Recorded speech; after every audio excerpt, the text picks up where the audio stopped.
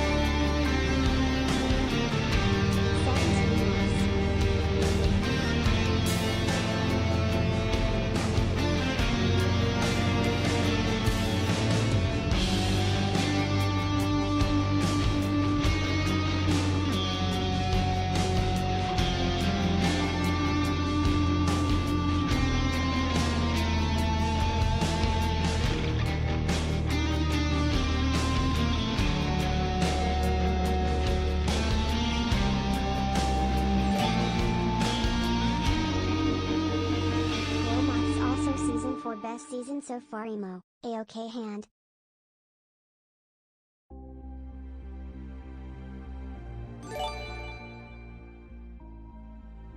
I got 14 moths go.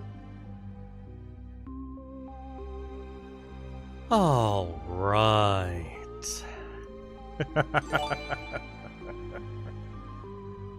Two moths, let's go. How's it going, everyone? Welcome to the Let's Talk. The final Let's Talk of the season. Screw it. 21 moths. That's a lot of memberships. Jesus Christ. New sprite? No. But it's an often not very used sprite, so I want to make 3 sure that I months get later. some hours into this one before it goes. Well, it's not gonna go, but still. Hello, everyone. A lot of membership messages. Less G. That's okay. Hello there, Turtle King. Hey there, silly creature. Hey, Peanut Rosemary. Hey, Glitchy. Just finished the one-shot anniversary game. S tier. A new one-shot thing came out? Oh, man. I don't know about that. Hey, Drew H. Hey, Nut Perino. Merch. We'll get to the merch later. Hey, your one and only. Hey, Bozor. Hey, Stardream. Up the Joker, Meredith. Hey, Redder. Moth. Hey, Midu Bear. Hey, Marcy. Hey, Crizzy. How's it going, Purple Max? How's it going, Nix? Hey, Nano Abyss. 6 moths, let's G. Took 2 weeks off of social media. Good to be back. Ooh. Glad you're taking those breaks. I'm gonna be taking a break myself in a bit, so I respect that. Hey, Nick Creator. Hey, Selin. Hey, Singularity. Hey, Bubble. Odin Chaos. Neon Crow. Thank you, Ghost Jave, for the 11 months. Almost a year. 3 months, baby. 3. Thank you, Free Spring, for the 23 months. Almost 2 years. Oh man, you guys are going to reach 2 years once Season 4 ends. That's gonna be interesting. I have finally returned to the stream. Hell yeah! Glad to be here for the end of the season. Well, today is not the end.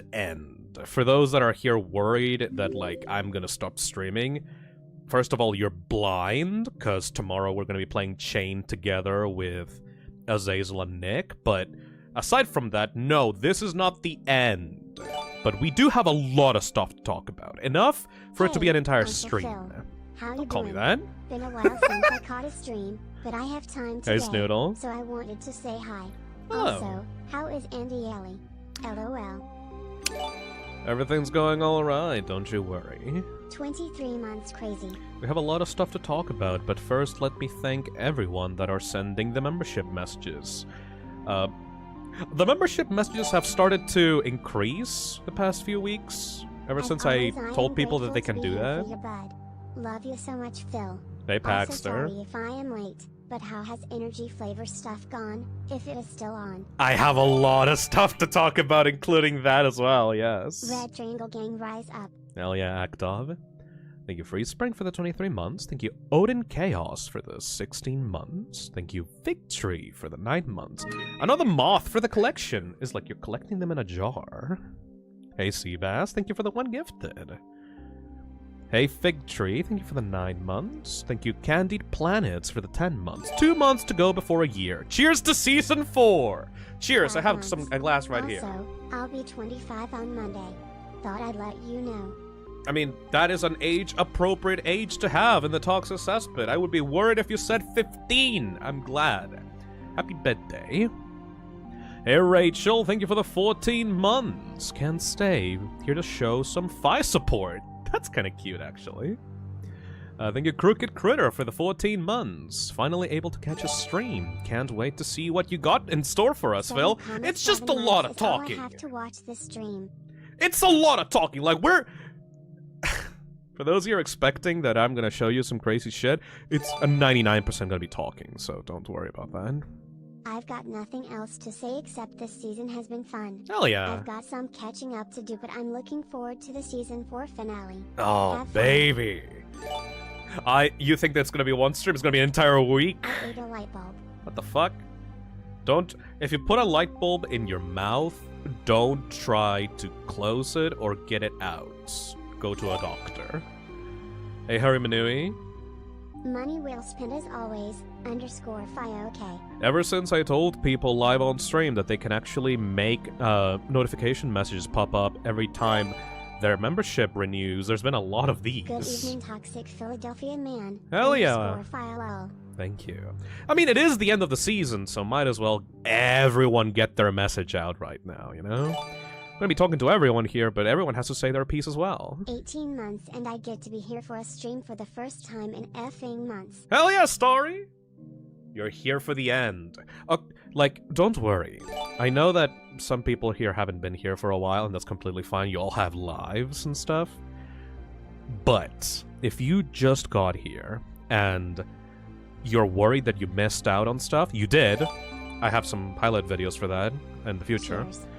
But we will be having a grand season finale, to the point that I couldn't even fit it in a single week. I have so much stuff that I want to do for the season finale that it's gonna be 2 weeks of finale. The months are coming. So that's gonna be great. Thank you, Redder, for the 1 month. Thank you, Singularity, for the 17 months. Thank you, Rocky Stan, for the 4 months. Hey Phil, would you ever stream Nuclear Throne? I don't usually stream roguelites, because they're like kind of like an infinite kind of thing. It takes a lot of time to do that. Top 10 Maybe. best season finale quotes. 1. Well, that was boring. I am taking that as a fucking phrase. That's a iconic Phisnom phrase, motherfucker! Happy 2 years. Hope you're doing well. 3. Okay, the 2 iconic Phisnom phrases are, well, that was boring, and 2, it keeps happening. I love that one Someone still. just called you Papa Phil. That's absolutely hysterical. You called me uncle, what the fuck? Anyway. Thank you, Tenstrosia, for the €5. I am here too. Hello. I've come to make an announcement. Noonal. Thank you, Rocky Stan, for the 4 months. 4 months! Also, Season 4, best season so far, IMO. I'm gonna talk about my opinion on this season, because this has been the longest one by far, by the way. I was adjusting my playlists yesterday, and this is about 111 Okay, streams? 9 It's a lot. Quick question. How do you feel about people making Fi design with a stupid amount of lore? Why would you make lore for someone else's character? Just make your own, really. Stop Fi. Hello, hi, hello, hi, hello. No one's fighting. Everyone just wants to say their piece, which, you know, fair. This is the stream where we get to talk, so it's completely fine that everyone gets to have their own notification. Don't know what to put Sue. Stinky. That's alright. File. Thank you, Hyena.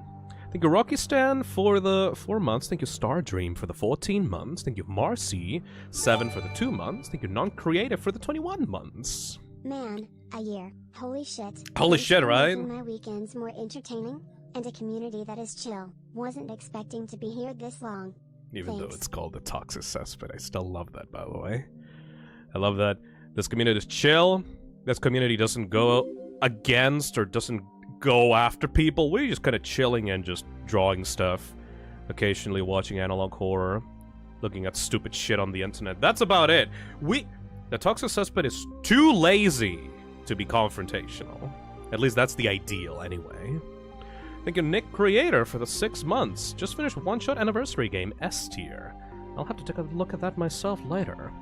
Thank you, Dr. Ivan Mikhailov, for the 14 months. Merch! Yeah, that's one of the topics of this stream. Hey, Animals and Life. Thank you for the 3 months. Working on stuff while watching W stream. It is I am literally just talking in front of a fireplace, which I made sure to Google YouTube copyright-free fireplace 10 hours. So we might actually just sit here 10 hours just talking. Nah, it's not gonna be 10 hours, but if you are just looking for something to put in the background while you draw, like, this is the ideal stream for it, because there's not going to be many visuals here. Usually for Let's Talks, I prepare, like, a PowerPoint presentation, but I just came back to my country, so I still have a lot of stuff to unpack. I haven't cleaned my office much. I'm kind of in the middle of a mess right now. So, I don't have my shit together very well right now. Hey, Space. My favorite part was when Phil said it's filling time and then filled everywhere. What the fuck? Thank you. Thank you, Louise, for the 6 months. I have finally returned to the stream. Hello, Phil. Glad to be here for the end of the season. Hell yeah. Thank you, Skello, for the membership. Thank you, Acid Droid, for the 6 months. Thank you, Sweets Inc. for the 3 months. Thank you, 10 Stroshiets for the €2. Thank you, S Snoodle, for the 13 months. Hey, Phil, how you doing? Been a while since I caught a stream, but I have time today, and I wanted to say hi. Also, how is Auntie Ellie? Don't fucking say that. Fuck you. Thank you, Bugcat Slayer, for the 23 months. 23 months is crazy. Thank you, Baxter15 for the 3 months. As always, I am grateful to be here for you, bud. Thank you. Thank you, Akdov, for the 20 months. Red Triangle Gang, rise up. Thank you, Coden, for the 5 months. Thank you, Fansonic, for the 7 months. Thank you, Chrissy, for the 23 months. Good God, almost 2 years. Awesome season. Oh yeah. Plus, we got some hope for SH2R.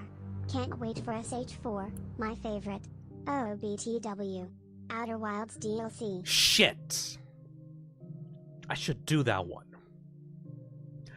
We will have a section on the stream where we'll get to vote on what to do, by the way. I love the streams of S4, and I'm looking forward to the Bug/5 Fables streams in yeah. S5. BTW, I got bored, and I'm editing the super bosses now, lol. Nice. I think I saw Sora in one of those. I got a tiny list of streams ideas. Undertale Yellow Genocide, Vita Carney's reaction, more Part 3, and the mental health charity stream for the final. Wow, you just hit them all, like, right on the head, like, immediately. We're Jesus called the Christ. Toxic Cesspit. We're not toxic. Ironic TBH. A little bit ironic, Friend Strosha. Don't worry, it's not gonna be just that. But you actually got them nailed on the head pretty succinctly, actually. Thank you, Old Man Games, for the membership, 23 months. Thank you, Harimanui, for the 21 months. Thank you, the one and only Phone Dude, for the 2 months. Starry Sparky, for the 18 months. Con Mert, for the 12 months. Soda Lighter, for the 11 months. Cheers. Thank you, Nix, for the 13 months.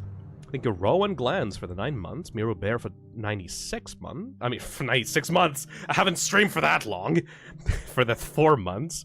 Thank you, Opal Eyes, for the 2 months. Oh my god, it's gonna be fucking crazy if I end up streaming for 96 months, and I end up reading that out on the donation notification screen. I am going to feel so old.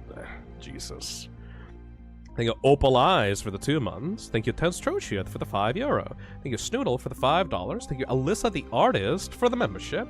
Thank you, The Dream Snatcher, for the 9 months. That's a Xbox Live username. XXX Dream Snatcher XXX. Holy shit. Oh, Peck, 9 months. Thank you, Mr. Mert, for the 4 months. Thank you, Alyssa the Artist, for the 3 months. Thank you, Hyena Games, for the 8 months. Don't know what to put, so lol. Thank you, Pixie Boy, for the 12 months. A man, a year, holy shit. Thanks for making my weekends more entertaining and a community that is chill. Wasn't expecting to be here this long. I didn't expect any of you to be here this long. Honestly.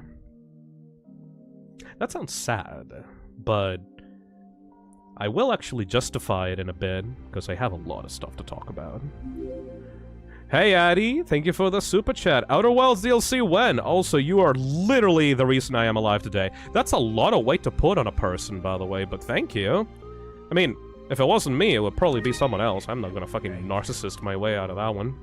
Hey, Helix. More about 5 Fables. I could go all out and edit a ton of NPCs and even enemies, but I won't go beyond those 8 optional bosses as to not detract from the base game, especially on a first playthrough. I have only played half of that actual game, so I appreciate that. I'm still here, and I'm glad I am. Hell yeah, Milk and Frogs. Thank you for the 16 months. Thank you, Animals and Life. Thank you, Rowan Glans, for the $2. Phil in chat, I unlocked death certificate on Isaac. Ooh. You know, it's kind of funny that one of the main themes of my intro for the streams is the Binding of Isaac. And I have Binding of Isaac music right now in the background. But I have never actually streamed the Binding of Isaac. That's kind of funny. What up? I'm doing great, don't worry. Hey, Space Jazz, thank you for the £5. My favorite part was when Phil said it's filling time and then filled everywhere. Ew. Thank you, Chrissy, for the 23 months. Thank you, Helix, for the 18 months. Thank you, Troshith, for the €5. Thank you, Groki Stan, for the €5.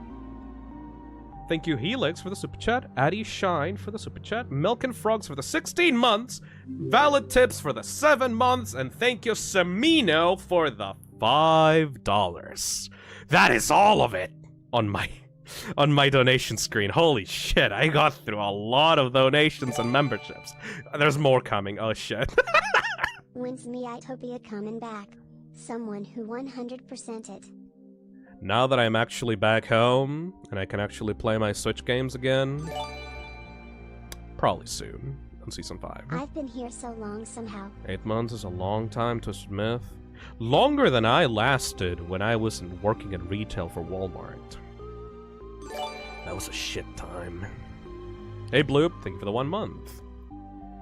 There's so many members here. Yeah, exactly, Boogie. Well, we technically just... we have the member, like, only chat going on right now, so it makes sense. Hey Boo, thank you for the $10. Hey Phil.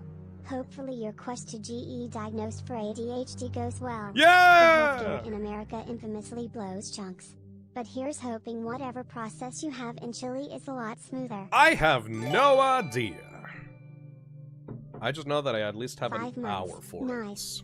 These streams have been great so far. Thank you. You for the entertainment, and slowly trying new things with my art exclamation mark. Hell yeah, Selen. Okay. I'm glad that artists can't do stupid shit while I talk. Amount. If I'm entertaining enough to have some people listen to me while they actually do the productive stuff and draw and do cool stuff, I'm more than fine with it. Hey Alex, thank you for the 23. 23 months and still going strong. Hope the best for you and to all in the chat. Thank you so much. And thank you Devin Nuts for the 20 months. Another month. Your great background noise, lol. I just hope that whenever I start screaming out of nowhere that people don't get startled. You know what I mean? It's been 25... Hey Nikki, thank you for the 6 months. Thanks for blessing me with rehyperfixation, Phil. No shit, that's actually gonna be a topic as well on the I have so much to talk about. Alright. Alright. I think we good. I think we good. I stopped streaming for 1 week and this is the thing that happens. Jesus Christ, everybody, thank you. Sincerely, genuinely thank you though. Angry Destroyer, thank you for the $20. Pog, Hope, Chad, and Phil's doing well. I'm doing the best I could be doing in my life currently. Also, another thing to talk about as well. I need to organize myself, actually, because there's a ton of things to say right now that are going to be very important. I'm not saying that I'm going to reveal many mind-blowing things, but I am going to be revealing some stuff. I've been holding out on you guys about some informations. Mostly because everything is going well, so it's not like I would have to reveal bad things anyhow, but... 6 months. X2. Heard you're free from Azzy now. Yes, I am free from Azzy. Thank you for the 12 months.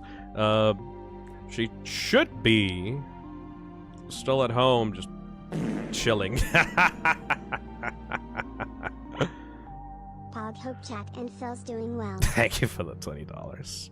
Hey Adam, thank you for the super chat as well. Thank you. Hey Sin, thank you for the $5. Jump, scare, smile, hope you are doing well, gamer. I'm doing well, just in a mood. You know when you get that mood of a lot of things have happened and I kind of need some time to compartmentalize. You kind of just need to sit around and talk to someone about it. Well, I will grab your shoulder, the current 640 viewers on the channel right now. I will grab your shoulder and say, hey buddy, I need to talk to you right now. That's what the stream is. The stream right now is me virtually metaphorically grabbing your shoulder and telling you, hey, we kind of need to talk, but not in a bad way. actually. Just in general, because I need to process all the stuff that's been happening the past year. Hey, you might want to sit down for this one. Yeah, exactly. Before we start with the serious stuff, though... Hey, I'm back on my setup! My dog pooped out my setup. I'm back in my regular apartment. I'm back in my regular place of business. For those that weren't aware, because, like, I never really publicly announced it, but I was, visiting Azazel for a few months, which is why I had to make the excuse that my dog ate my setup. In reality, I was just, you know, with a laptop, trying to stream at her place. It wasn't as bad as I thought it would be. I was preparing for much worse. She actually got me, like, a really nice, like, balcony area where I could just sit and relax and be by myself. As an introverted person, I really appreciate that. Only problems were, like, the time differences, because it was, like, near the east side of the Earth. I had to stream very late, and for many people, it was, you know, it was like I started streaming around, like, 10 a.m., and a lot of people were complaining because, like, why is Phil streaming so early? It was because of that. I will be continuing a normal schedule from now on, from around 1 p.m., 2 p.m., 3 p.m. around my time. So, if this is the ideal time for you to watch the streams, don't worry. This is around the time that it's gonna continue from now on.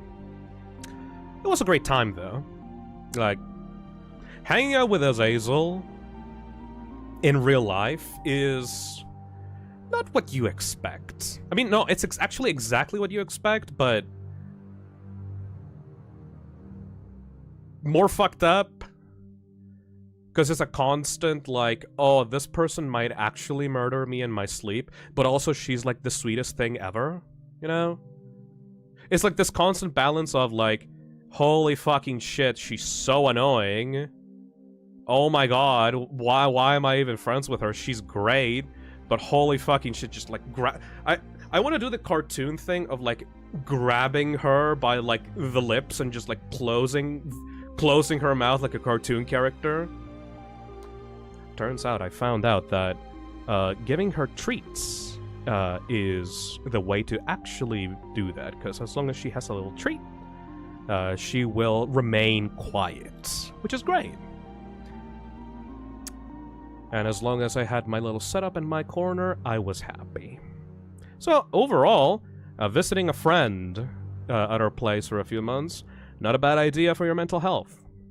Turns out sticking around in your apartment for years without many actual physical contact with anyone, aside from your family, might be detrimental to your mental health.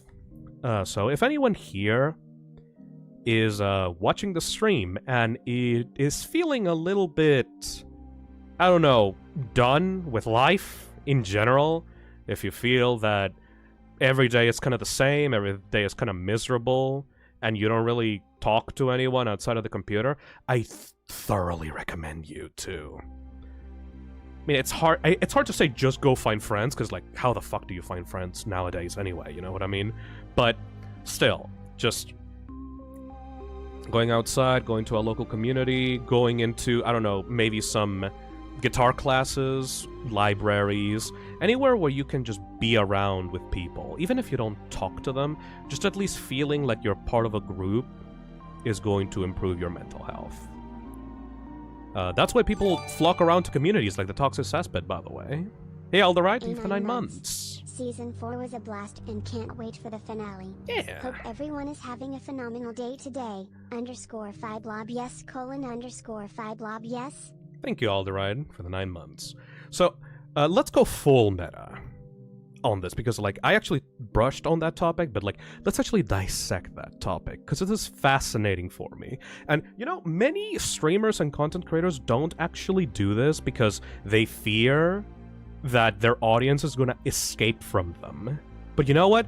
I actually give a shit more about people being mentally okay, rather than keeping as much of an audience as possible. So, you know why the Toxic Cesspit works, right?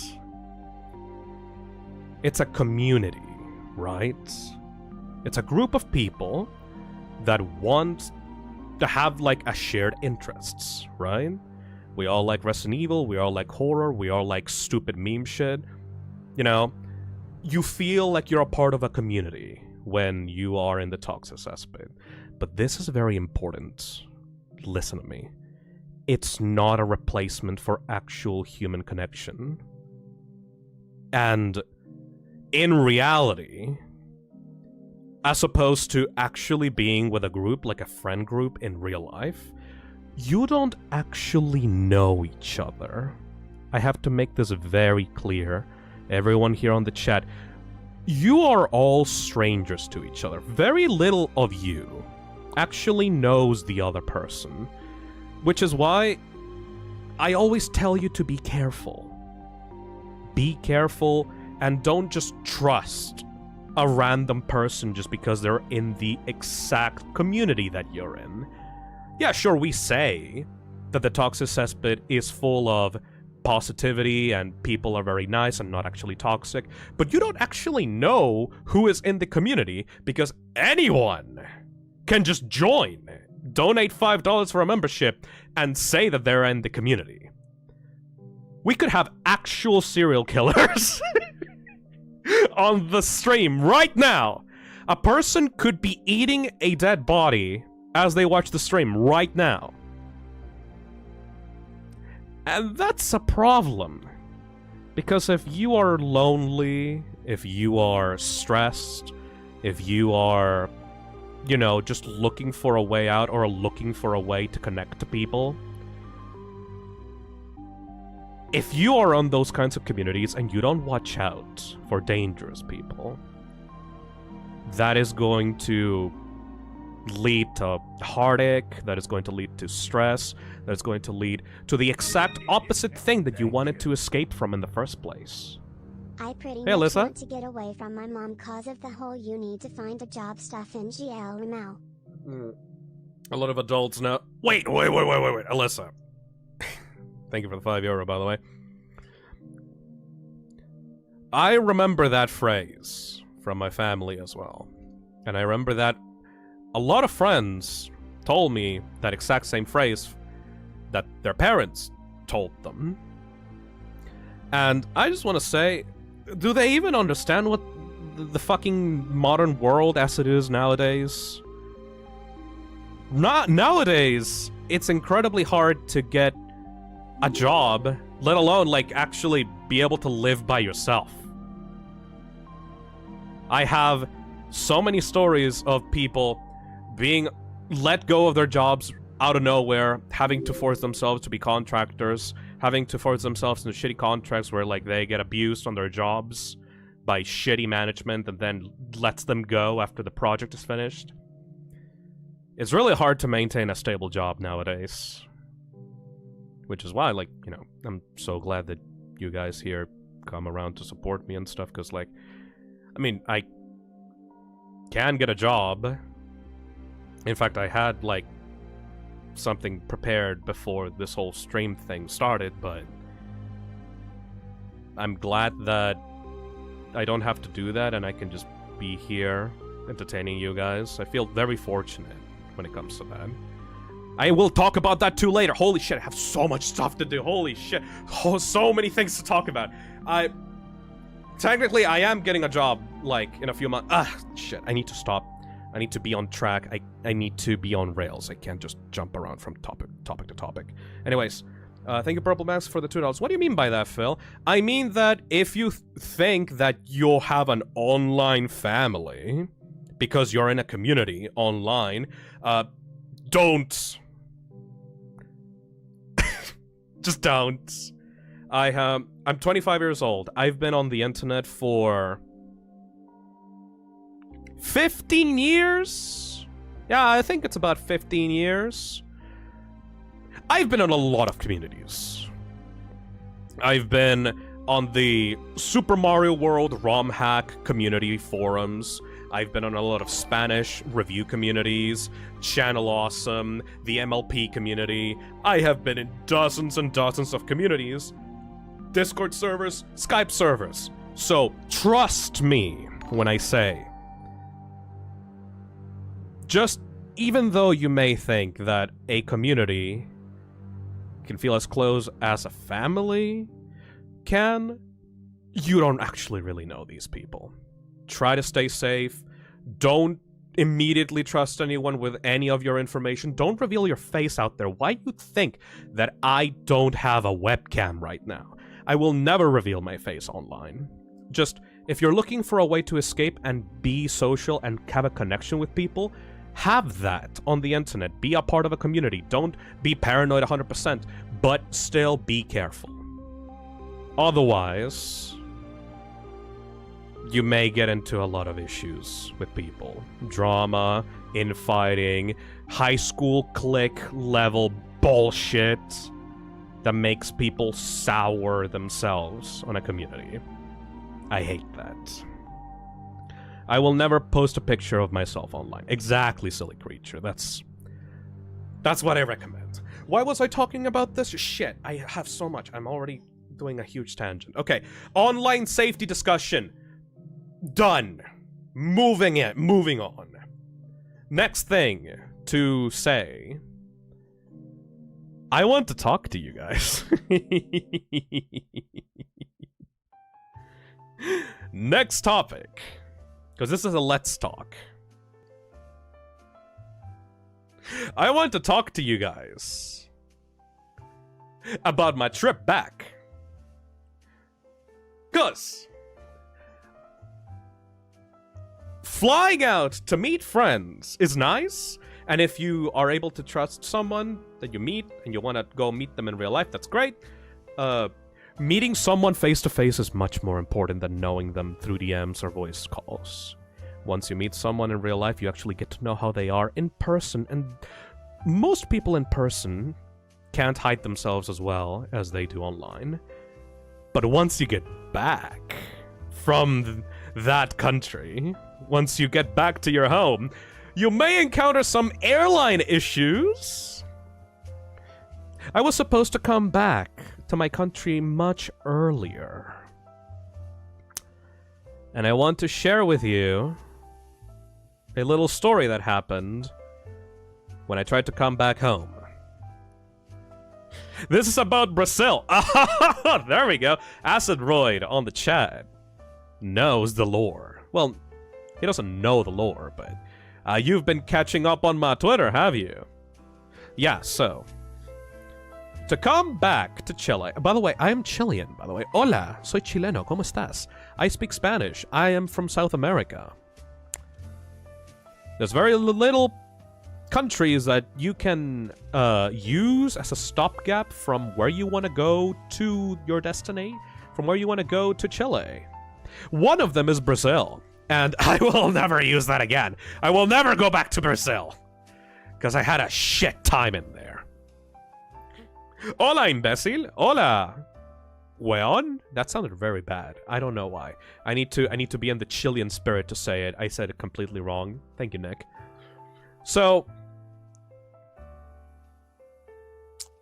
if you're gonna go to Brazil, don't, first of all. Second of all, give a little bit of time between flights. Hey, Dab, thank you for the 6 months. They hit the second Brazil. So the story is, I wanted to go back home, and I had a flight that led to Brazil, and then about 4 hours later, no, 3 hours later, I had a flight from a different airline that I wanted to take going to Chile. I will not name these airlines. Let's call them Airline A. No, you know what? Fuck it. Let's call it Delta Airlines and Latam. You know what? Fuck it. I don't really care.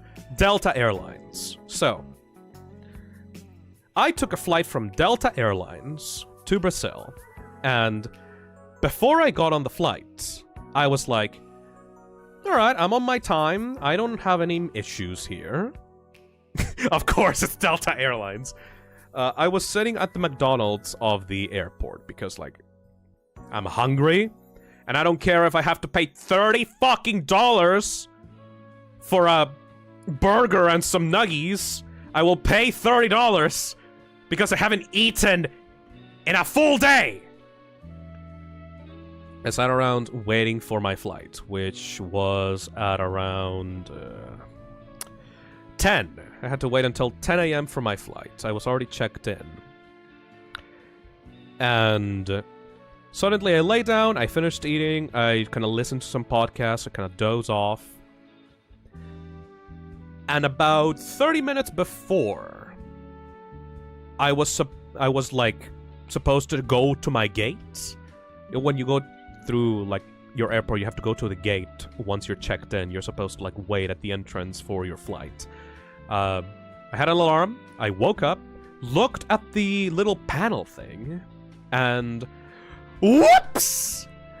You said your flight was at 10 a.m.? Fuck you! It's actually at 12.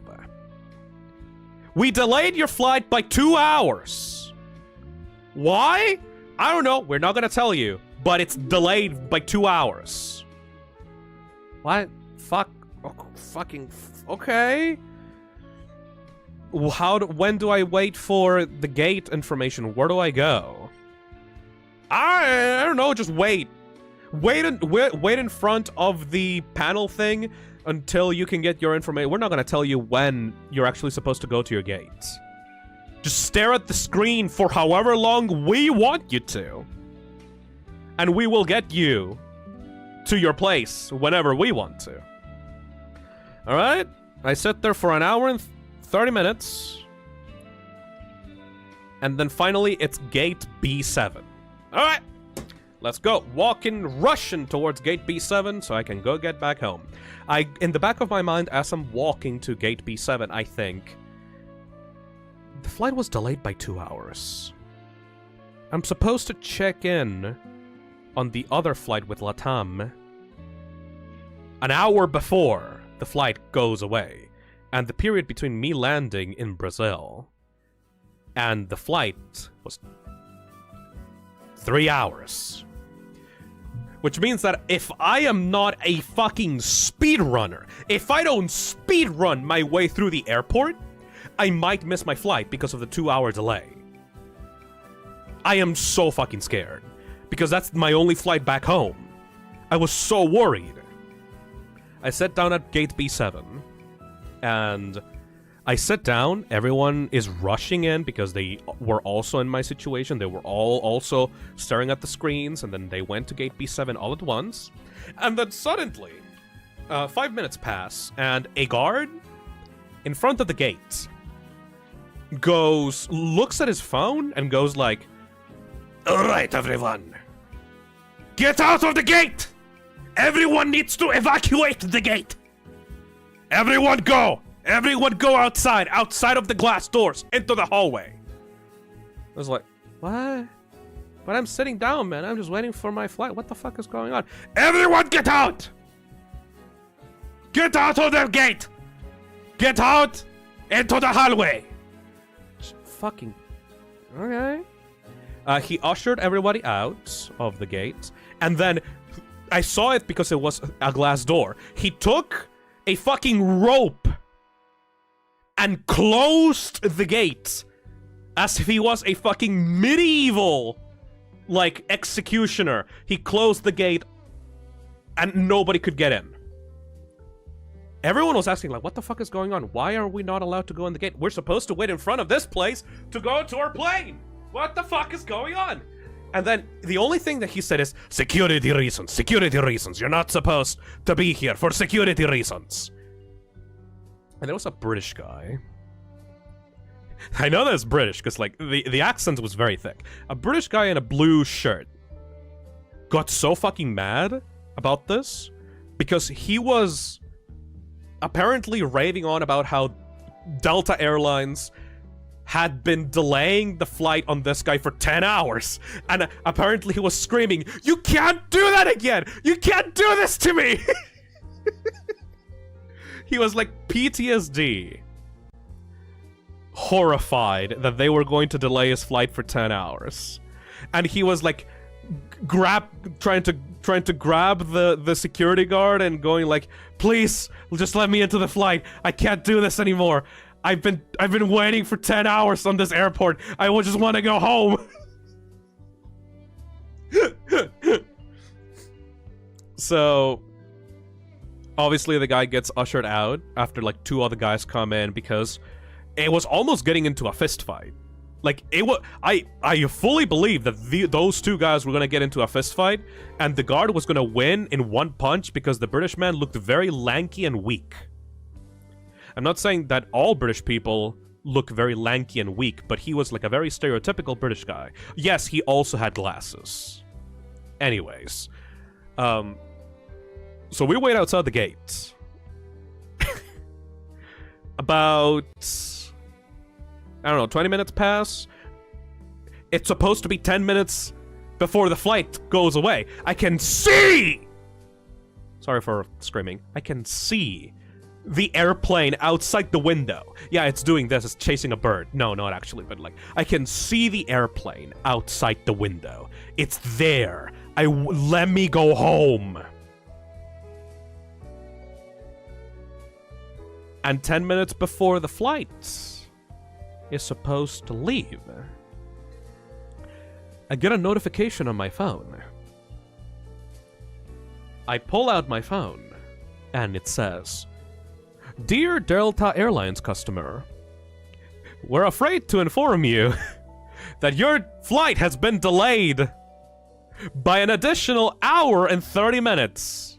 Here's your new flight time date. We're sorry for the inconvenience."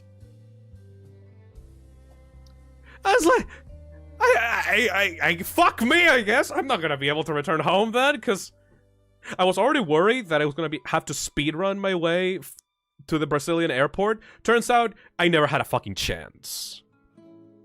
Because I was going to be late anyway. I was gonna arrive to Brazil after my flight was supposed to leave.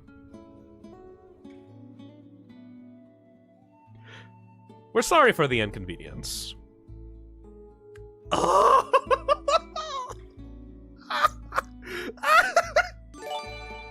Hey Zora, thank you for the 14 months. I am crying. WTF, let him go home, please. It's Crying not. face. We're not even at the part where it's ridiculous, by the way. This is the pre-Brazil arc. We haven't even talked about the Brazil arc itself. I haven't even set foot in Brazil. Okay, so I go, oh well, I want to shit myself now. I want to poop and pee.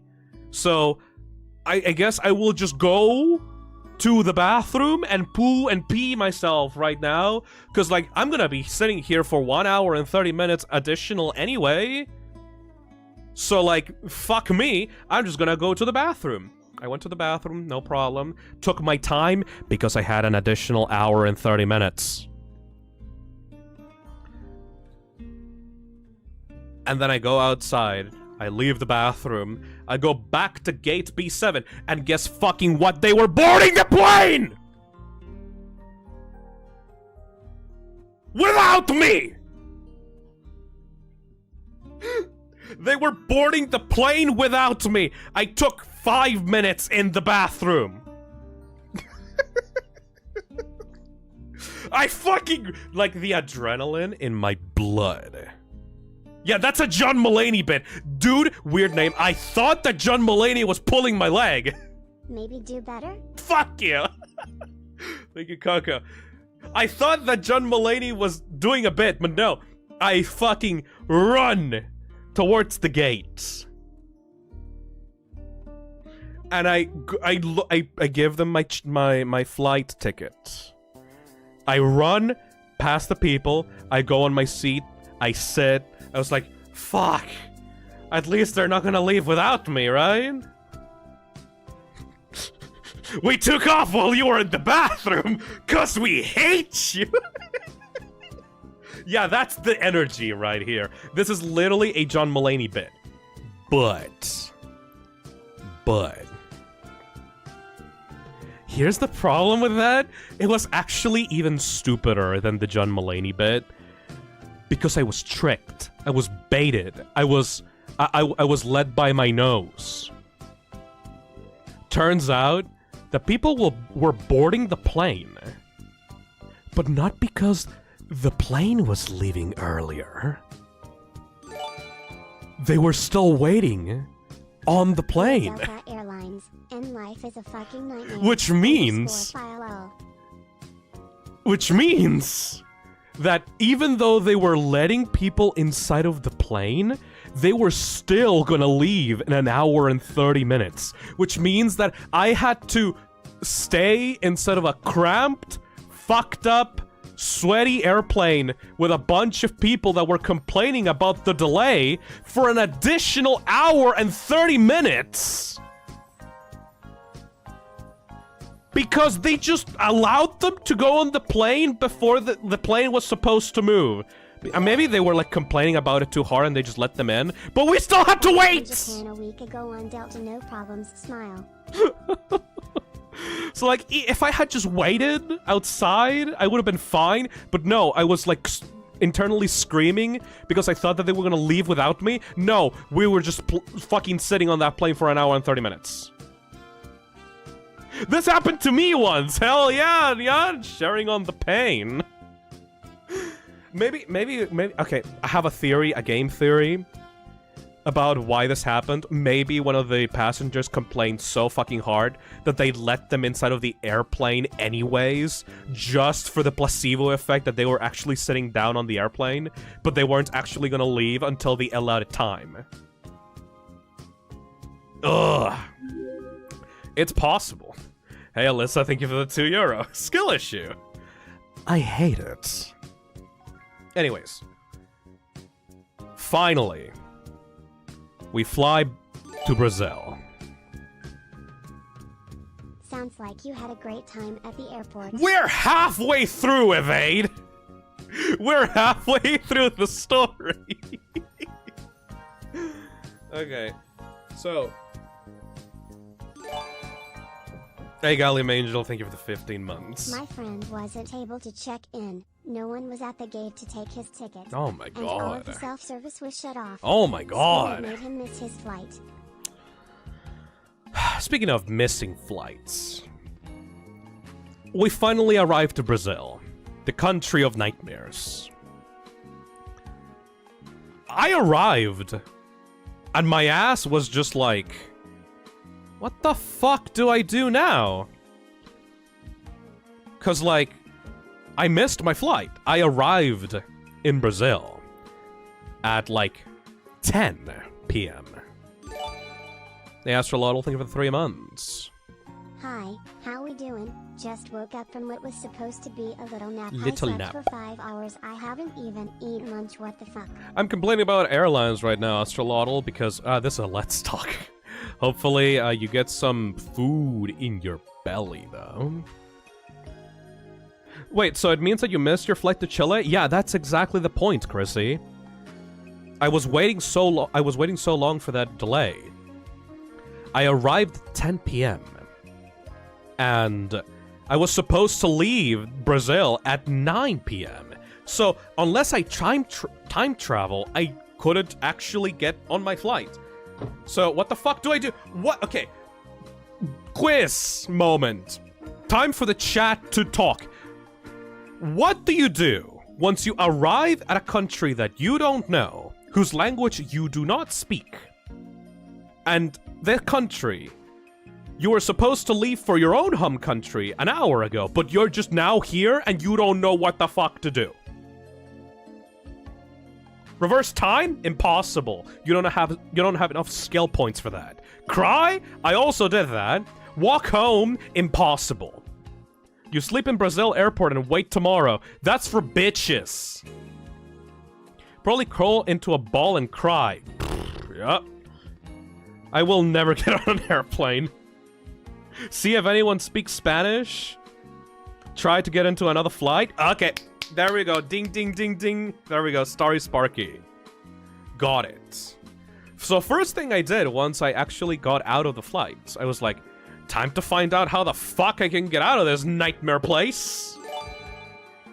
Hey, Lemon, thank you for the 9 months. The Brazil arc sounds terrifying without context. All of this preamble, and we're not even in Brazil. Moral of the story, don't go to Brazil. So this is why Brazil was a nightmare, G-Star. I get to the public part of the airport, and I'm like, well, I don't have anything to do right now, so time to go to the most obvious place to complain. Let's go to LATAM Airlines offices, International LATAM Airlines offices, and beg for another flight. Hey, Space Jazz, thank you for the super chat. So I go to the international branch of LATAM Airlines, and I go into the entrance, and they're closed. Hey, Helix, let me guess, everyone at the Brazilian airport could only speak Portuguese? It's stupider than that, but you're close. They're closed. The offices in LATAM Airlines are closed because it's 10 fucking p.m. Hi, Phil. Hey, Ethan Scar, thank you for the 11 months. What do you, the fuck do you mean closed? Yeah, they were closed. They were not doing business right now. I asked the information terminal, hey, so how can I contact my airline? Phil, how did you get out alive? Through creative thinking and a lot of bitching. I asked, hey, where the how can I contact LATAM Airlines people? And they told me, don't worry, sir. Please go to the national branch of LATAM Airlines on Terminal 2 on the airport. And I asked them, okay, that's good. Where's Terminal 2? Oh, what's that? It's 20 minutes walk on the other side of the airport? Okay. I'm in Terminal, I don't know, 4 or 3? Let's say 3. I'm in Terminal 3. 20-minute walk to the other side of the goddamn airport. I have to go to the national branch on Terminal 2. That's a big airport. It's probably like closer to 15, but I walk very slowly. So, go walk all the way to the national branch, because apparently this airport is like, used to be a national airport and then got transformed into an international one, but they were built like far away from each other or something like that. I don't fucking know the story. I don't know the Brazil lore. I don't know the Brazil existence airport lore. I just landed here, man. I'm like a Dark Souls player. After the fact, learning about the disaster that just happened. Anyways, I go to the national branch, 20-minute walk. And guess what? Everyone at the national branch of LATAM Airlines does not fucking speak Spanish nor English. They only speak Portuguese. Because of course they do, right? They deal with national flights. You know, across Brazil. They don't do it internationally, so why the fuck would any of the employees actually talk in anything other than Portuguese? But here's the thing. I don't know if you know this about South American people, but Portuguese and Spanish are actually kind of similar. A little bit. Not really. It's more like this thing of like we use the same kinds of words, we just use them in different grammar contexts. So if you spoke to a Brazilian person, but you spoke to them very, very, very slowly, you can kind of understand what they're saying, you know? Like, there's a lot of shared words between them. So, it was the stupidest shit, because, like, I had to talk with this person in the LATAM Airlines offices in Spanish. And they were talking to me in Portuguese. And we were, like, miming shit. We were like, hola, llegué tarde. ¿Cómo puedo conseguir otro avión para ir a casa, Chile, Chile, Chile? It's like, and then the woman on the other side goes like, oh, sí, Chile, Chile.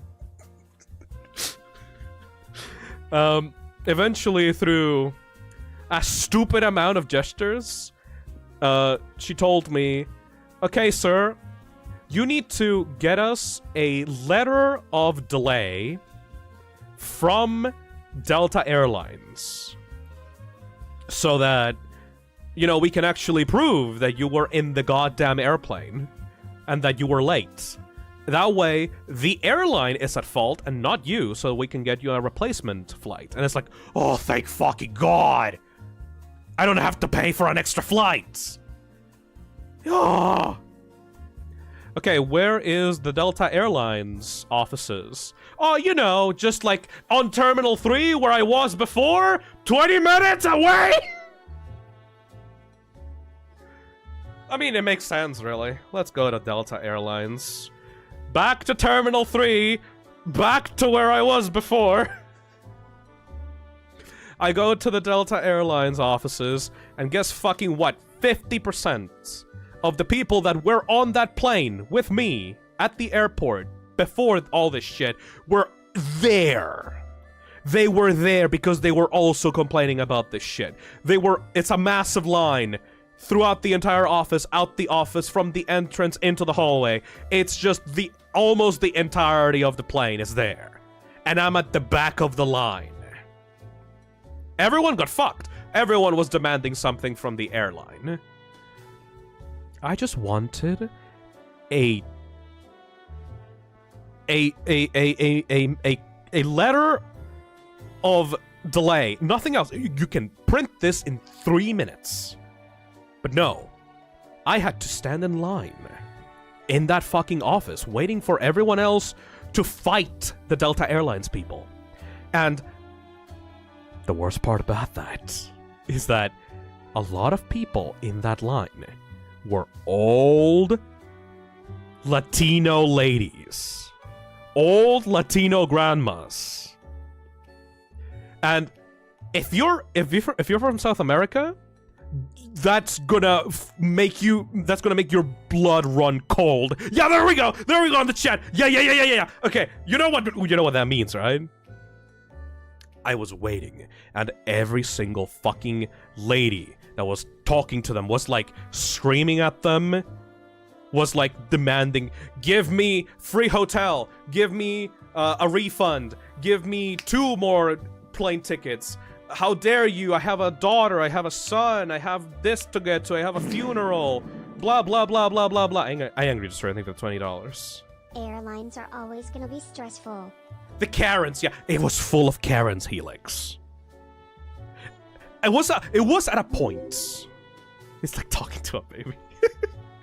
It was at a point where I was at that line. I was an hour and 30 minutes had passed. It's like, I don't know, fucking 12 at this point. 12 in the middle of the night. And the old ladies in front of me are like, okay. Like, they're getting ready. Like, you know when, like, an old lady has, like, a plan? They start, like, holding out their chest, and they start, like, hyperventilating and go, like, It's like, they start screaming on the line, and, like, security guards come in, and it's like, I need a wheelchair! I need water! I need some air! I need food! Like they're all fucking, like, demanding, like, I'm gonna pass out! I need my medicine! And everyone is like, oh, I'm sorry, Granny. I'm sorry, here's a wheelchair, here's some fucking air for you, like, here's some water. And I'm just sitting there, a 25-year-old man with, like, no back problems or, like, issues. I'm just sitting there. I've been sitting here for an hour and 30 minutes, and these bitches are getting free water and food, and I'm just like, fucking, the line is not moving! Suggestion for next season. Recently I played a game called Dalai. I think you would really enjoy it. Thank you, Cold Cola, for the 7 months. So I'm just watching these motherfuckers getting free service, getting the paramedics, getting everyone to, like, rub their shoulders and, like, treat them like queens and princesses, and I'm just sitting here like, fuck, I just want a single piece of paper. It takes 3 minutes to get. I just want to get this done. There's a lady that passes through the line and go like, lady, please help me. I just need a paper, just one paper. I don't want anything else. I don't want free hotel. I don't want free anything. Just give me a paper, please. Please just put. Sorry, sir. You have to wait in line until everyone else before you is able to get the proper Delta Airlines treatment, and I'm like, I'm gonna...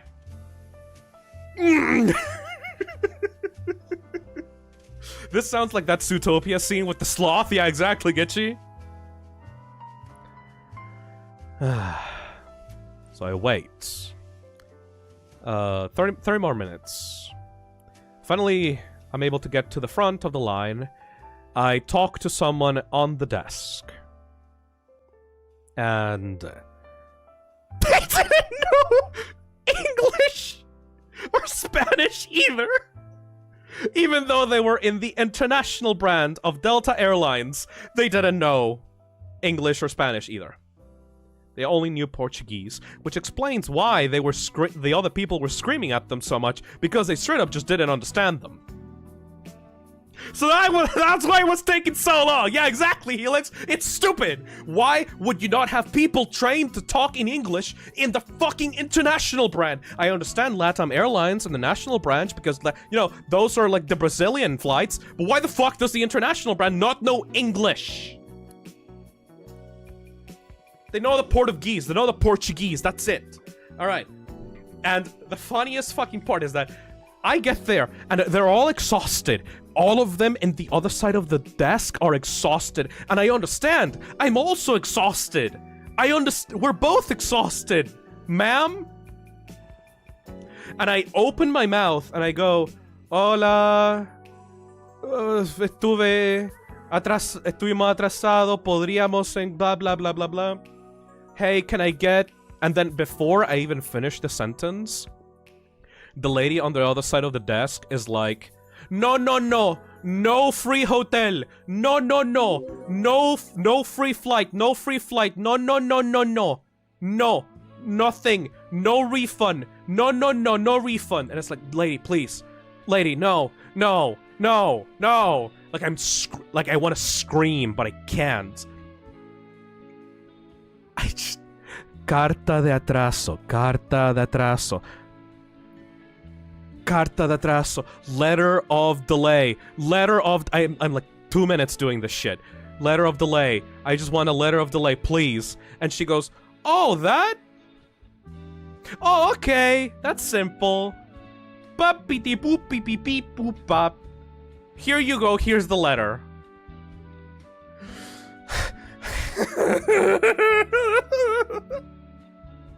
It's like... Yay! This just could have taken 2 minutes. This, literally, I could have just taken 2 minutes to get this shit. I had to literally watch so many old ladies purposely try to pass out on the floor. Fine. Grab the fucking letter. Go back to LATAM Airlines on Terminal 2, which another 20 minutes. And I get to the thing. I try to speak Portuguese again. I fail miserably. I give them the letter. They give me a little tiny ticket thing that says like, yay, you go to the check-in and you can get a free ticket to Santiago, Chile. And it's like, yay! When's the closest flight to Santiago, Chile that you have? Oh, no, it's just at 6 a.m. Yeah, you have to wait like around like 5 more hours on Brazil. You have to go. You have to wait until 6 a.m. so you can leave Brazil. And at that point, I was like, you know, at least I can go home. You know, at least I can go home. So I check in with my new ticket that I did not pay anything extra for. I put in my bags, I go to the gate, and it's like, set my ass on the chair. I look at the time, and I was like, alright, I got about 51% left on my power, and I have to wait until 6 a.m., so I have to get out of Brazil. Fuck me.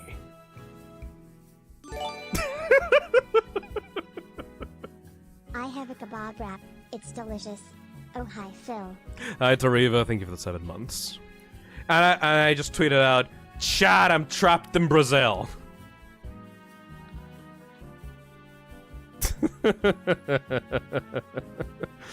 Survive the night in Brazil with my phone for 5 hours, doing nothing while you haven't slept, no food in your belly. Just survive, really. 5 hours in a Brazilian airport. It's just like, I sit down and I realize, yeah, no, I have to wait until 6 AM for this, and I have, like, only a few % battery left. Oh my god, fucking fuck me, right? Like, screw me in particular, you know? Like, my brain made the joke in my head, and I was like, oh, I hate you, Phil. Fuck you.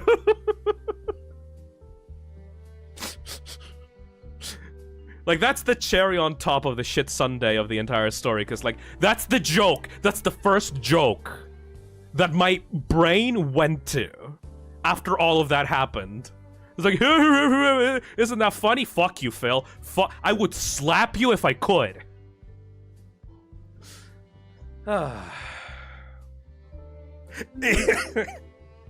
Hey, Crooked Critter. Boo donates $5 and says, in context, this is such a cruel joke, it's unreal. Hey, Helix, thank you for the super chat. What makes those 5 last hours extra bad is that you can't really take a nap, because then you might miss and sleep in and miss the flight because you're so tired. Yeah, it's the kind of thing... You know the ADHD thing? Like, what is the ADHD term of, like, you're mentally locked because you have a commitment in, like, 3 to 4 hours, so you can't do anything else with your life? Hey Phil, do you know when the hoodies will be releasing? I will talk about that in an hour or so, Frank Morrison. We're talking about everything tonight. So, thank you for the reminder, and thank you for the 18 months. Hyper-focus? No. Waiting mode. Locked in, miserably. Locked in. Hyper-focused. Okay, yeah, no. Okay, it's not hyper-focused. It's just this idea of, like, when you have ADHD, and you have, like, a commitment that you're supposed to wait for at a very specific time, any other normal person would spend that time doing anything else. But for some reason, you're just sitting, and you're just, like, locked in, like, I can't do fucking anything. I just need to wait until it's done. Time paralysis. Waiting mode. Interesting. In context, this is such a cruel joke, it's unreal. It's unreal, boo. Yes. This is like a new survival horror game. I wish. Actually, no, I don't wish that, because it would suck. Thank you, Arishina. I have to lock in. I have to. If I don't, it's over. I have to lock in. Exactly. Well, that is it for the airport story. So that's why I arrived so late, and I spent some time with my family before I came back to my apartment, and now I'm here. I haven't unpacked anything. I cleaned up a little bit of the apartment, but yeah, I'm just here, you know? 19 months, yep. Haven't done anything else. Hey, Wrist, thank you for the 19 months. So that's why I didn't stream last week. At least I'm home safe and I didn't pay for an extra flight, you know? But it's time for another topic now that we moved on from that. Let me get an image for this one. ADHD symptoms. Let's go. Yeah, I think this image would suffice. What the fuck is tip? No! ADHD symptoms for adults.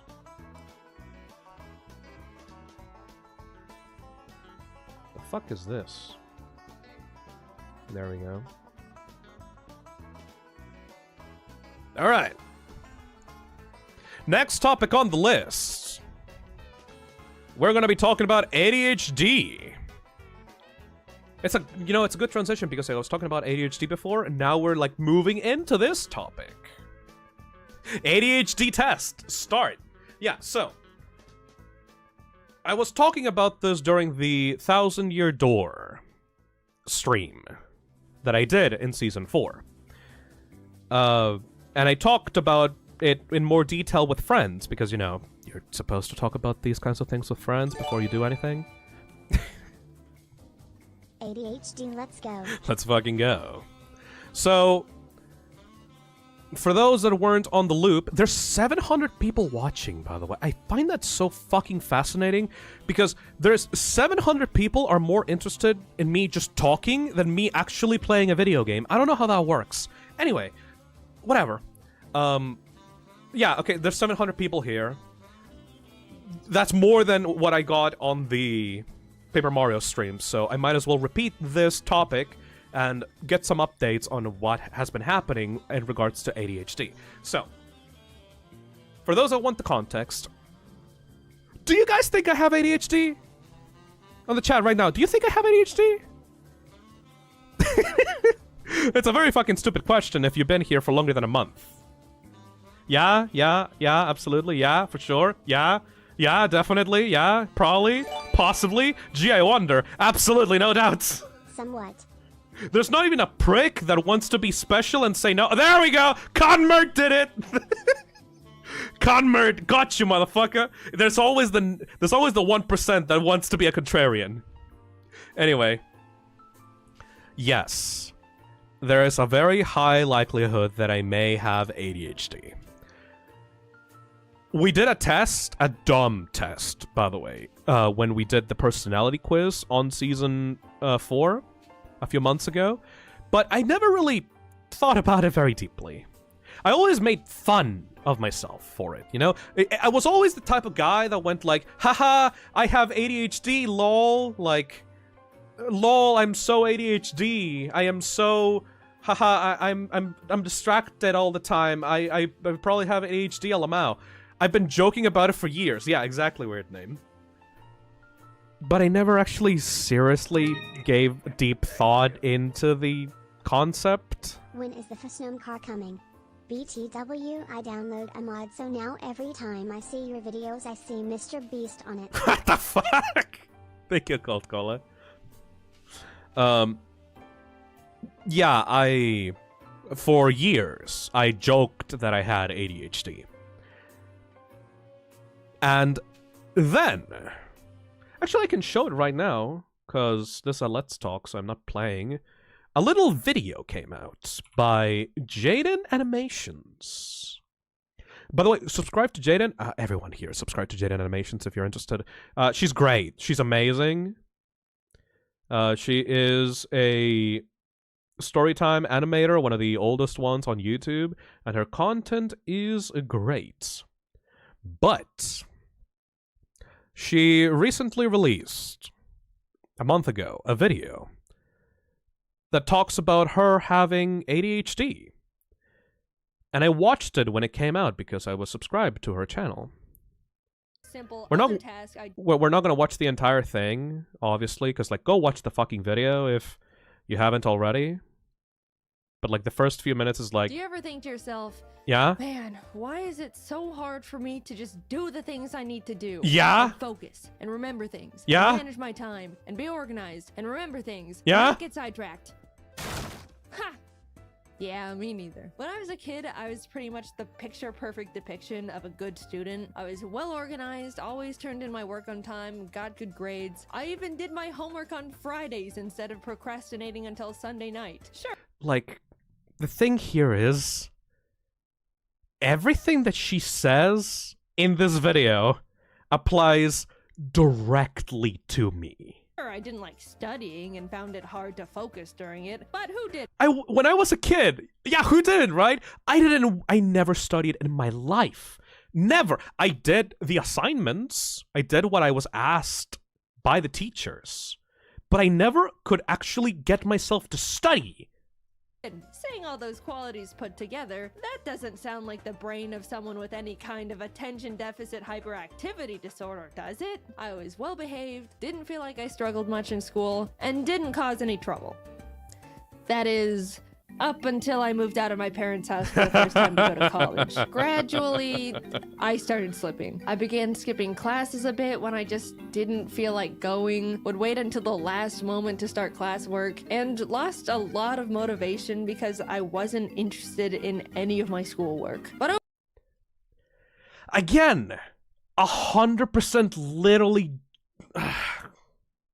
overall, even though it was pretty out of character for me, I chalked it all up to the fact I was simply over going to school. At the same time, my YouTube was really kicking off, and all I wanted to do was that. Of course, I wasn't gonna be as good of a student when the silly YouTube Even the YouTube thing at a point, really. videos were doing numbers. I finished a single year of college and convinced my parents to let me take a gap year to see where this YouTube thing can take me. Spoiler alert, the gap year turned into me never going back. I'm a college dropout. So great, I've Well, no, that's not accurate, but whatever. eliminated the boring school part of my life that weighs me down. Now I can go back to being organized with my new exciting passion job, which entails being my own boss and having to manage and assign myself all of my own responsibilities 24/7. Why are the voices not getting quieter? It's almost like everything was going backwards. I was having a much harder time staying organized and focused. If I didn't want to do a certain type of work, I would have to shackle myself down.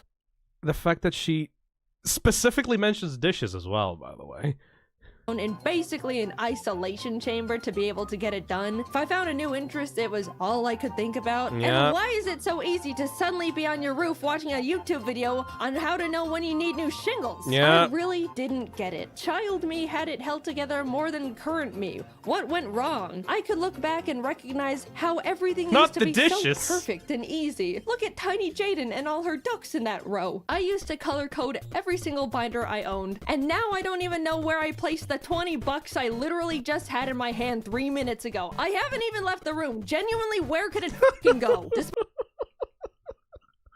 If Azazel is on the chat right now, I'm not expecting her to be on the chat, but there was a point where I was living with her in, her place, and I was looking all around the living room, and I was like, Azazel, where's my phone? I can't find my phone.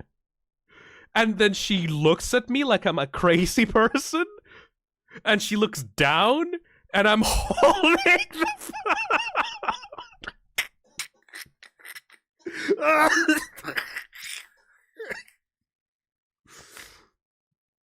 Oh, it's so painful. That's an ADHD thing? Yes. Literally, and we both talked about the ADHD thing, so, Phil, you're a broken man!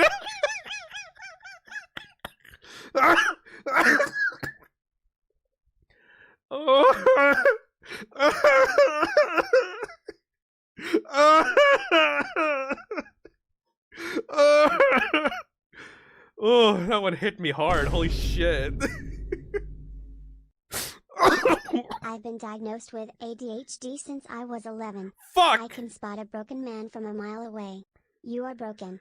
Nah, but FR though, this stuff hits different when you're adult. Yep. Even when you know you have it. Also, I thought that Jaden was going to, this video keeps going. Please don't, let's not do a let's watch, please go watch the video by yourself. That's enough information. Jaden hit it 100% on the fucking head immediately.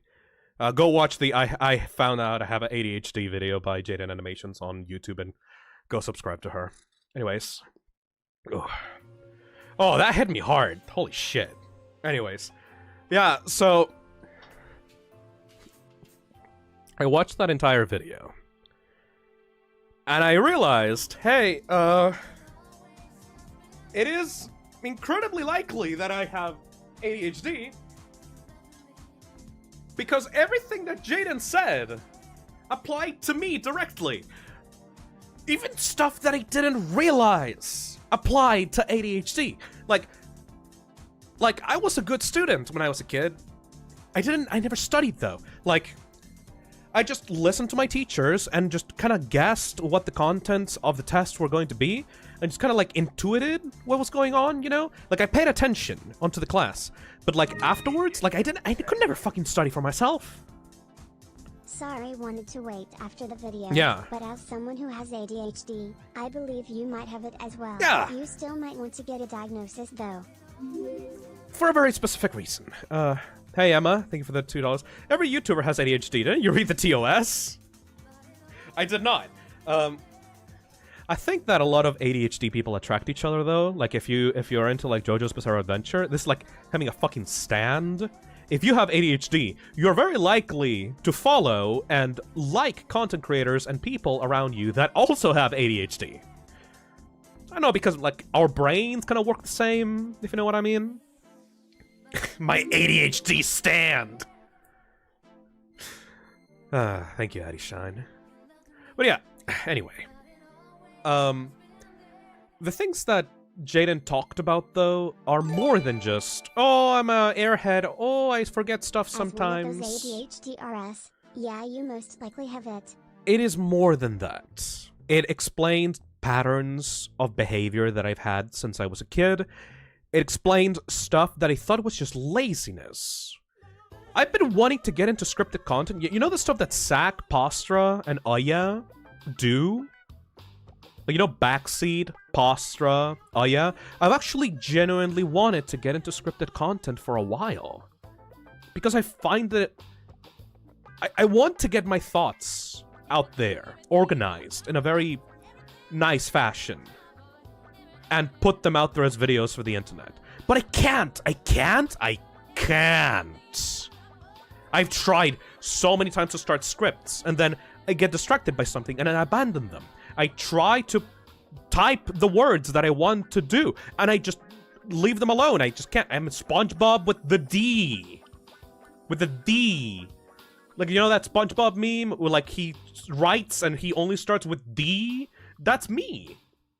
Like, I'm a streamer. I stream very well because, you know, the constant information that is going through my fucking head and all the noises in my head, I can just start talking. I don't actually know what the point of what I'm saying right now is. I'm just like saying words out loud into a fucking microphone.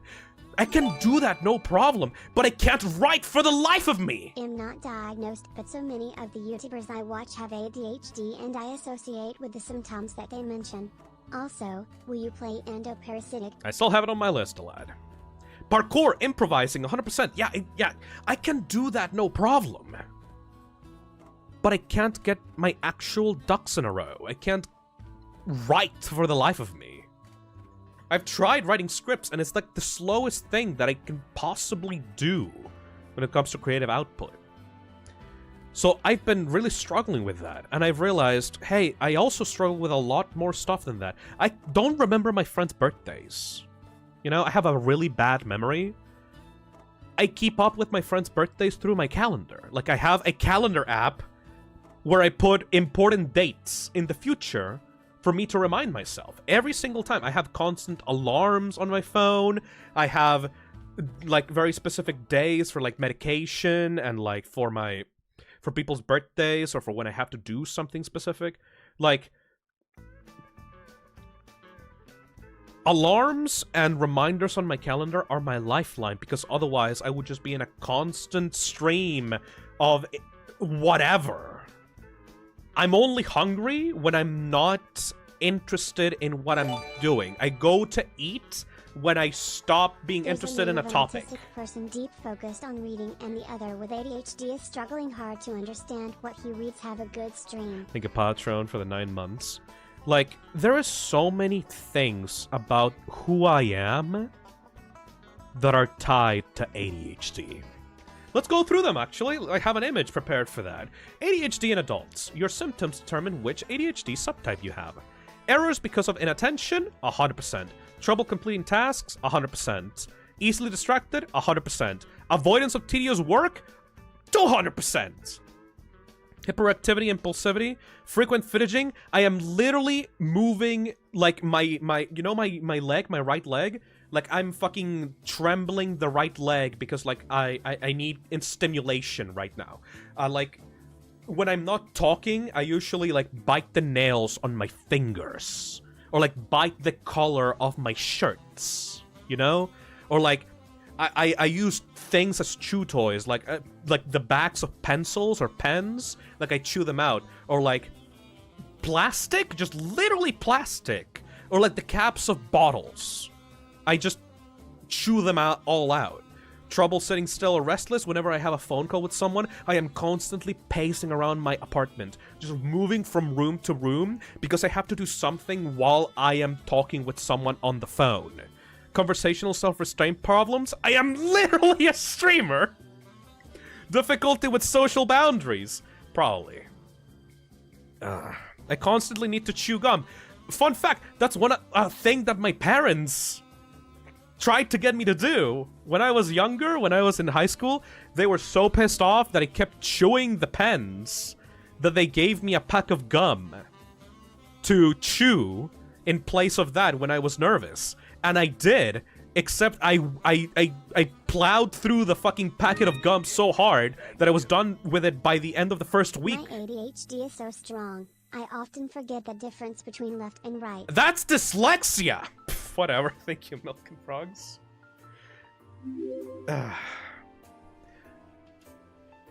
Thank you, Watercup. Also, hi, I'm from Brazil. Thank you. Your ADHD is strong, let me fight it! Pretty much. Yo, fellow plastic chewer! That sounds like a slur. Thank you, Space Jazz, for the £2. Yo, you got them fucking plastic chewers over there? Oh, that boy's a fucking plastic chewer. Fuck that guy. Anyway. Yeah, so there's a 99% chance that I have ADHD. And once I realized the actual depth of the situation, I thought, I should probably get diagnosed. Once you get... Okay, if you want to know what happens when you actually get diagnosed, one, you can actually, you know, have peace of mind with yourself. You don't have to, like, feel like you're a fucking faker. Like you're a imposter syndrome, like, ADHD haver. Like, you don't have to joke about it. You can just literally say, you know, yeah, I have... A doctor told me that I am the stupid. Like... wave it around in front of people. I am the ADHD. So you have peace of mind with that. But also, you have access to prescription drugs, like Adderall, which will help you if you really need to do something. Jaden was talking about using Adderall to be able to write scripts on her videos. Happy birthday. I've enjoyed chilling in streams. Thank you, Paul Yowen. And literally, the video that I just showed you guys is written by Jaden when she was on Adderall. Which is, I think, is a beautiful concept. So, I really want some Adderall right now, guys. Because I actually really want to write some scripts for some videos, for some, like, scripted content. So, I may get diagnosed exclusively so I can get my hands on some Adderall so I can actually write some scripts for you guys. And also just to know what it is about. I want to know, what the fuck does it do? How can you think differently from the current way that I am thinking? You know? Phil, you sound like a junkie.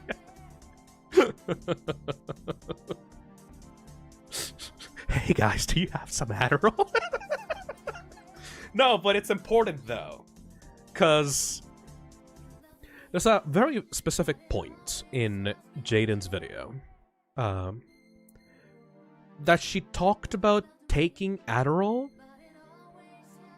and then she said the voices and the noise of your mind disappeared. And that was the first time that I realized that's not normal? It's not normal to not have noise in your head 24/7? No, thoughts? Like, your brain is full of thoughts, right? I'm not saying voices as in, like, schizophrenia. I'm saying, like, noise. Like, hey Helix, thank you for the super chat. how much overlap there is between ADHD and autism. I know you can have both. Yeah, probably. And I have autism, but I relate to these. Specifically neglecting food and sleep when I'm working on creative projects. Yeah, when I'm locked in, I can go for hours without actually eating anything. Unfortunately, I never liked gum, so my fingers paid the price. Yeah, I relate to that, Alex. Thank you. Thank you, Wispy Echo, for the $5. I have autism, which makes it hard to get diagnosed with ADHD, since the symptoms are so similar. It can be easily brushed off as autism. That's... yeah, I understand that plight. A doctor told me I probably had autism some time ago, and I agreed with him. But, you know, like, I wanted something else other than that, because, like, it's pretty obvious. Thank you, Boo, for the $10. Adderall is amazing, honestly. You're gonna take it and just feel the... what the fuck does that mean? Feel the difference. If it's preventing you from doing work and passion projects, I think meds will be beneficial to you. Documented. I mean, I guess I am documenting it right now by just talking to people. I just joined and I love ADHD. That's the thing, though, right? I am very theatric, and I'm very exaggerated when I talk about these topics to be entertaining, but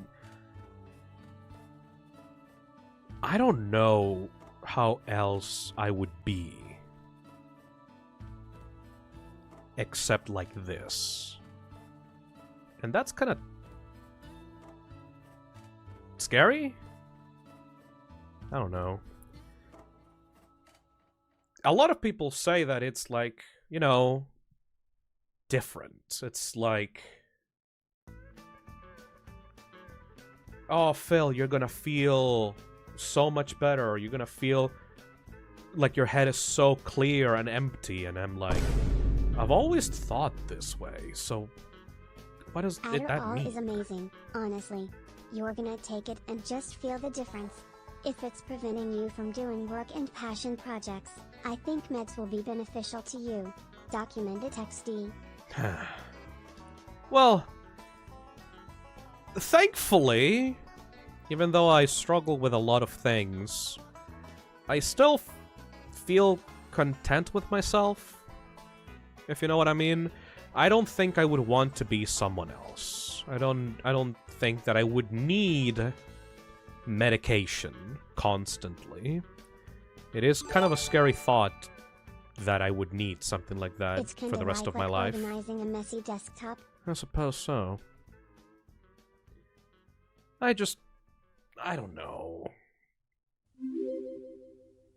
That's how I find out about it too, huh? Yeah, a lot of people here have ADHD. But here's a genuine question to everyone here on the chat. If you had... Hey, Coster, thank you for the 5.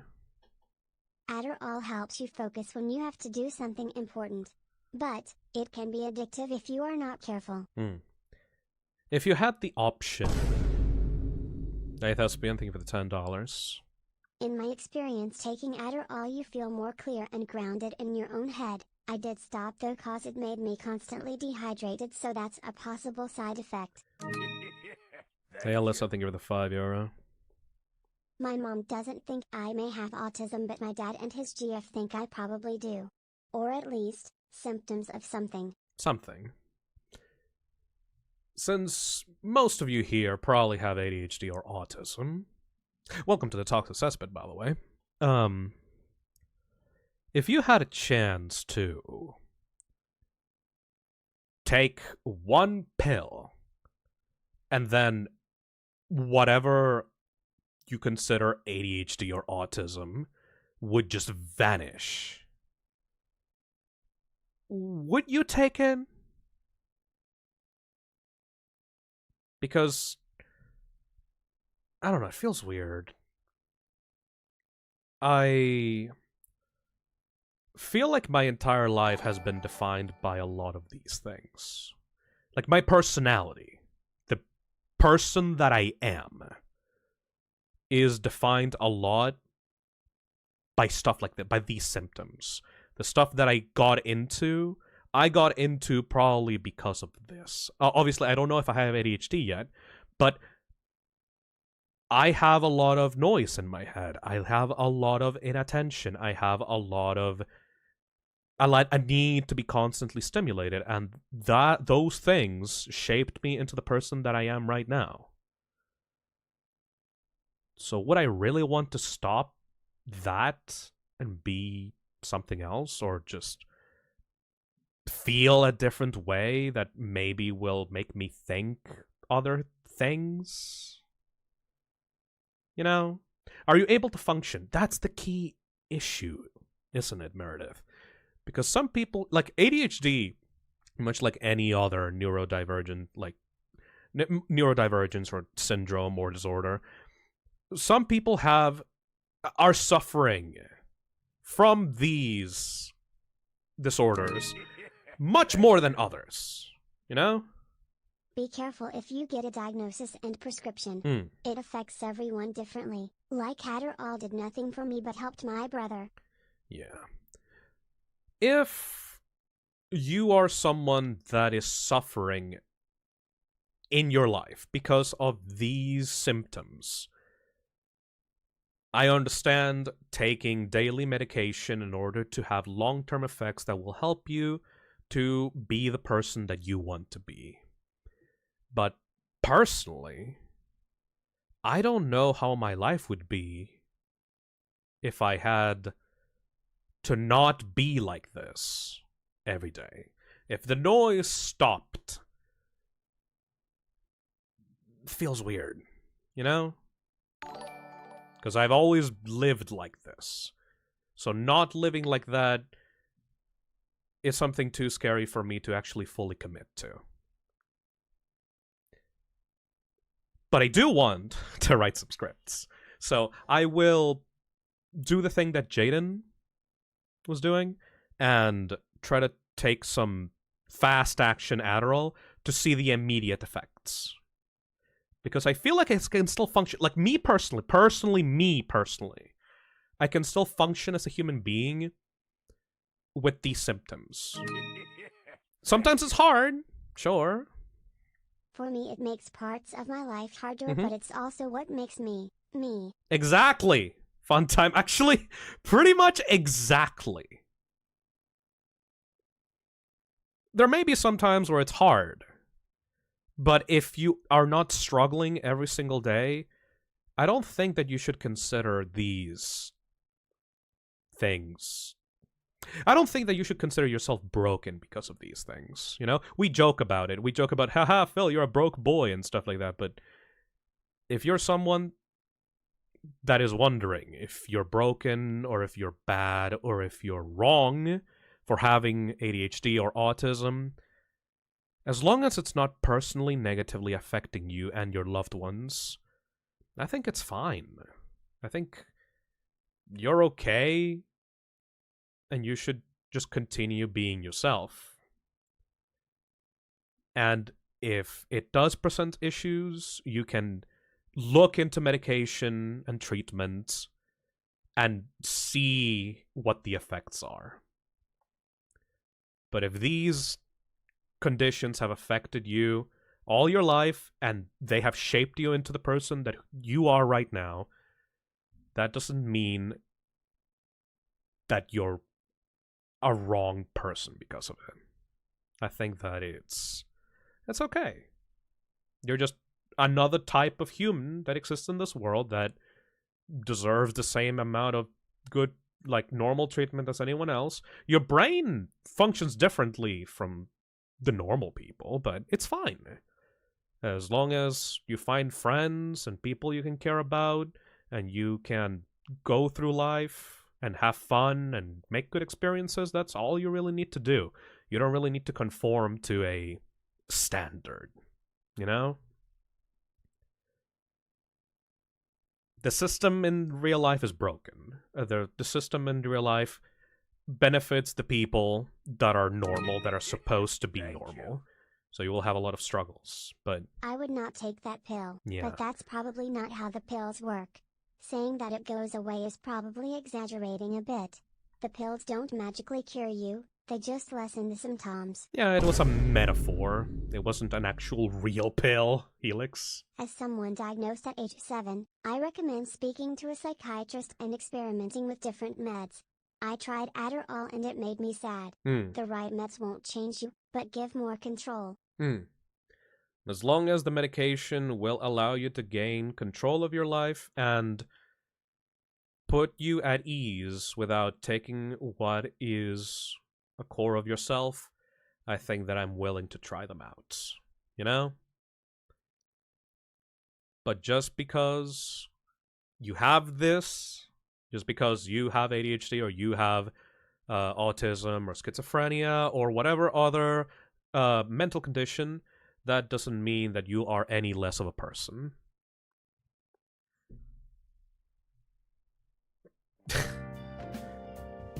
That's... I will go get myself diagnosed on the 23rd of July. And we'll see how it goes. I'll keep people updated on my journey for that.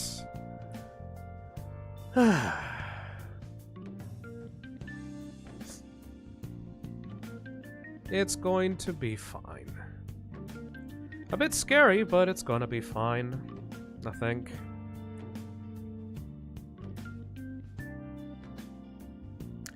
It's like I'm trapped between two sides of myself right now.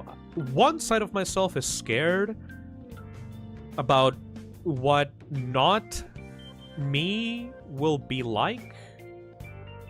I know it doesn't fully change. It's not like a Jekyll and Hyde situation where, like, you change personalities on the fly, but it's scary. Personally, I don't feel like I changed at all on meds. Yeah. Sure, it helps me get through my job, but only for that bit of time. I'm still me, and I'll always have loads of people who love me regardless. That's a great sentiment, actually. And on the other hand, holy shit, I am excited to try out some brain-quelling pills. You know that I still haven't unpacked since I returned from the airport? The first thing that I did once I actually got home was to check my setup on my PC and realize, man, my keyboard is dirty. I would love to remove my social downsides of autism, but keep my Shadow the Hedgehog and Resident Evil hyperfixation. Hell yeah, Nikki.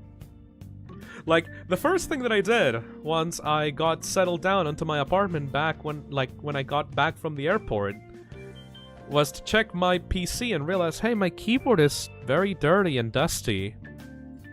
I am going to disassemble this keyboard and clean every single crevice of it with a Q-tip and some disinfectant. And I just did that for 3 hours. And I still have my 2 luggages sitting next to me. One of them is half open because I had to get my laptop out of there. But yeah. I wonder if taking the pill would allow me to unpack properly now that I'm back home. Kind of pathetic, isn't it? Well. Hey, I still haven't unpacked from my California trip from back in October. You're fine. Well, at least the good side of having a community is that you have a lot of people that are like you. Hey, Destroyer, thank you for the 10. Don't some people with ADHD need audio or music to help them focus? Yep. Genuine question. There's been times I used hardest ambience or sounds to function. Oh, I love putting in a podcast or putting in some rain sounds or like ambience from my favorite video games when I have to work. I love doing that. Maybe that's the reason for why there's so many people right now drawing while I'm talking in the background. Maybe that's why, huh? I attract that specific audience. I play Panic at the Disco music in the background. No, some essay video. Dude, Quentin reviews talking about iCarly for 6 hours. What a blessing. You know what I mean? We're all mad down here, Phil. Well, July 23rd. That's when I will go to the appointment. By the way, thank you, Nick, for helping me make an appointment for that. If I didn't have Nick, I would probably still be saying, no, I'll probably get an appointment in the future, maybe at some point. Nick was the one that actually helped me out to, like, push myself and actually do it at that moment. You know? That's nice. Whew. It's been 2 hours. Let me get some, juice. I've been talking for 2 hours straight.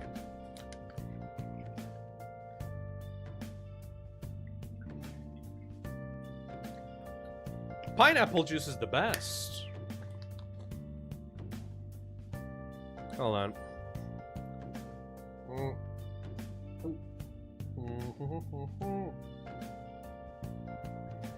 Oh, that's cold.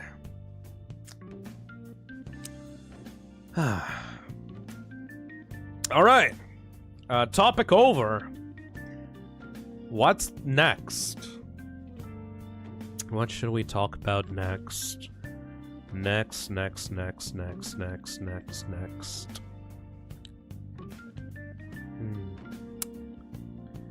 There's a lot of topics right now, but I can't. I'm paralyzed from choice right now.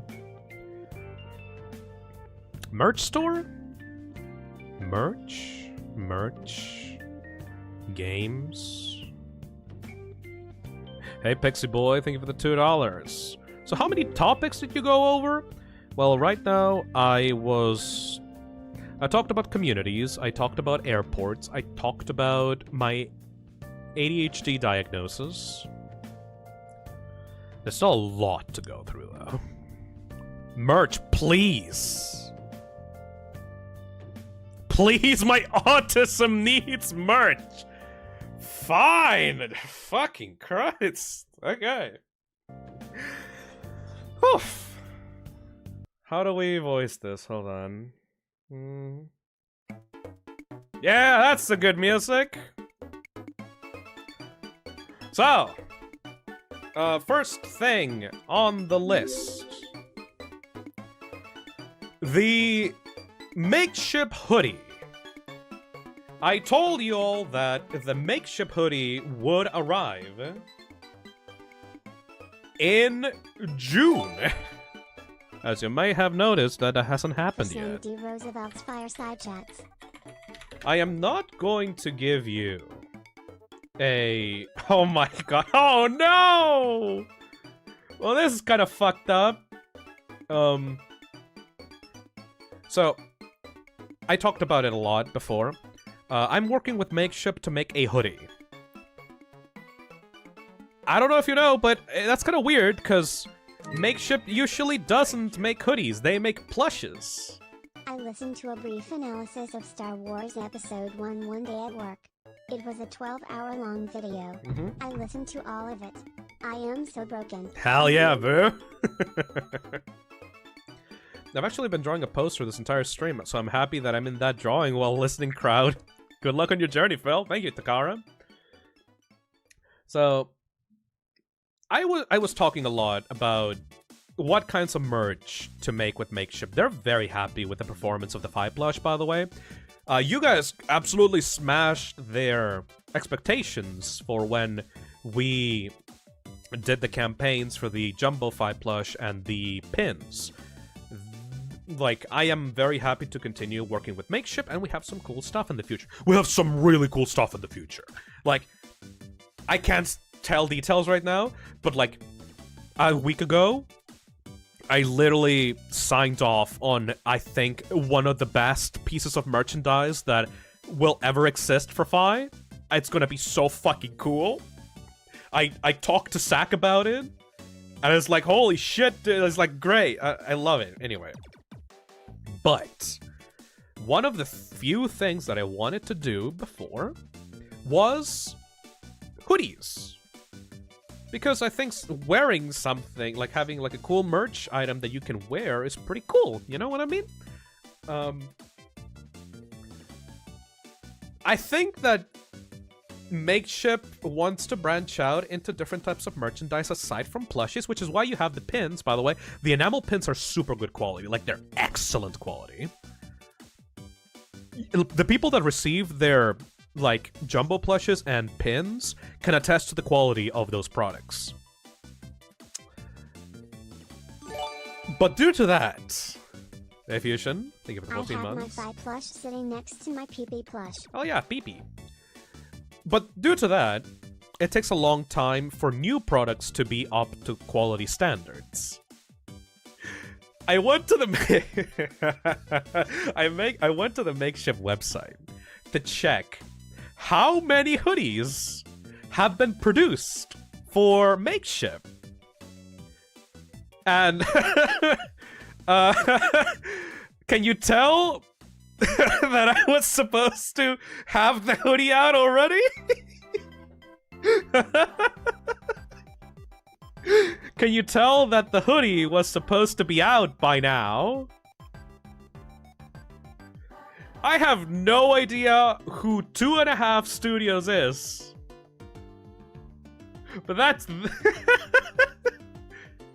they did a good campaign with this one. Take my money already. I loved all the hoodie designs and I can't wait to see what other merch you'll have for us. Hell yeah, Crooked Critter, thank you for the 10 pounds. But I can use this at least as like an example of how quality the hoodie is. You can see all the details that they managed to include in this. Apparently, it's some type of thing that this character... I don't know who this character is, but apparently this hoodie that this character wears... And it has like embroidered patches in here, and it has like details, and it has a pocket and stuff like that. It's very fucking cool. I got my Phi hoodie a few weeks ago, I think. They got shipped over to Azazel. And I tried it on, and holy fucking shit, bro. I compared it to the hoodie that I had, the only hoodie that I brought to Azazel's place, and the hoodie that I brought was shit, thin, I could still feel the cold air, like, with it on, it was fucking garbage. But then I tried out the Phi hoodie, and it was like a fucking weighted blanket. You could not see through the fabric. It was weighty, it was thick, it was comfortable, it was like a warm embrace. Which is great, because I love thick hoodies. So, I was very happy with the results, you know? I'm pretty sure that people here can also, like, understand me when I say thick clothing is the best. I hate thin clothing. I hate clothing that attaches to your body when you sweat, and it's just tight, and it's uncomfortable. I hate that shit. So, I'm very glad that whatever company, or like factory Makeshift decided to partner up with for the hoodies, was able to create hoodies that are like, they feel like blankets, you know? They feel genuinely like you're being hugged by a warm blanket, which is gonna be perfect, because ideally, the hoodies will be available for purchase and delivery around, like, autumn to winter time. So, yeah, I think that having the release be around autumn or winter will be perfect for these hoodies. Because, like, you're not gonna go outside with these on the sun, out in the sun. The main color for these hoodies is black, you know? They're very warm. So I think these hoodies will be great for the people that want, like, a clothing item to, like, sit around at home with, just kind of chilling. It's like a portable blanket, you know? I did have a problem, though. And this is why they're delayed right now. once I got the hoodie, I noticed something around the cuffs. There was an issue with the cuffs. That is very hard to fix. I don't know if you were there for when we were voting for the designs of the hoodies, but we have a little warning tape design around the cuffs. And when you are supposed to do that warning tape design, you're supposed to print material onto the cuff area so that you'll be able to create the warning symbol pattern, right? The warning tape pattern around the cuffs. You're supposed to have it printed over the fabric, but it's not doing it seamlessly. So when I received the product, I realized, oh, it's not like actually properly looping around the cuffs. So we need to find a way to be able to seamlessly have this work while... Otherwise, like, the fabric will print badly and it will look like tethered and it will start like peeling off from the cuffs. Because the cuffs of a hoodie are like, have a very rough kind of fabric, so if they print badly, they will kind of peel off and it will look very cheap and it will look very bad. So I made the call to talk to Makeship and tell them, let's try to find another way that we can make this design work so that the hoodie doesn't look, you know, like the fabric of the printing is not, the printing of the fabric is not going to peel off once you put it on the washing machine, right? So they are trying to do that right now. They're trying to fix that, and we are delaying the campaign for the hoodie until they're able to fix that problem. That's why it hasn't happened on June. Ideally, it should happen in around when I come back for the season, for season 5, by the way. That should be in a few months. So sorry to everyone that was saving money to be able to buy the hoodies on June. They will be available. They have not been cancelled, but they still need work to be able to be the best product that they can be. Okay? Yay! That's one of the things that I wanted to talk about when it came to merch. The other... No, that's not different. Hold on. Ooh. Yeah! Alright. The other topic about merch that I wanted to talk about is the Toxic Cesspit store. Now, if you are currently watching this on your laptop or desktop computer or phone, please direct yourself to the link www.phisnom.store. And you may see something very similar to this. This is a coming soon page for the Toxic Cesspit store. This is a project that I've been working on for a while with a lot of different artists. Already signed in. Oh yeah, you can put in your email there, by the way. You can also use Phisnom.store, you can use ToxicCesspit.store, you can use ToxicCesspit.com. I bought multiple domains for this shit.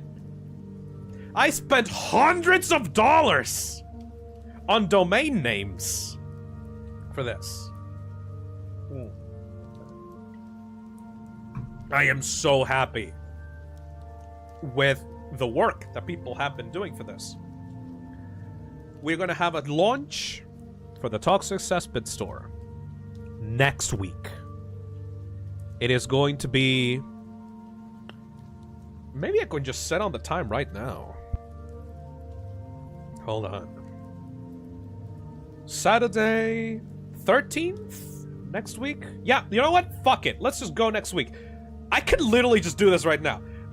Launch, date, and time. We are going to have it on Saturday, July 2024 at 12 p.m. Wait, 12 p.m.? Yeah, schedule lunch. Go! F5, does that... is there like a fucking... Yeah! There we go. We have the countdown right now, motherfuckers. But yes. The store will be opening on next week, Saturday, around 12 p.m. my time. You can put in your email at the bottom to get notified of when the store will open. I also set up a fucking mass email service so I can email all the people that put in their email there personally. Like, I will give you, like, I will personally message you, like, discounts and new items that go on sale and stuff like that.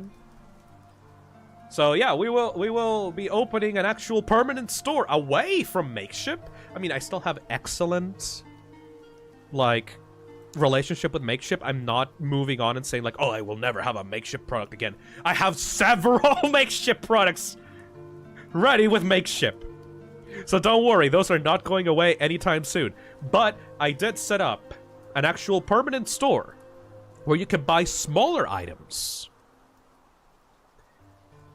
Because when I was like talking to people, like I talking to chat, like doing polls, doing tweets, I wanted always to ask people, hey guys, what kinds of products would you like to see for like the Toxic Cesspit and like the channel and stuff like that?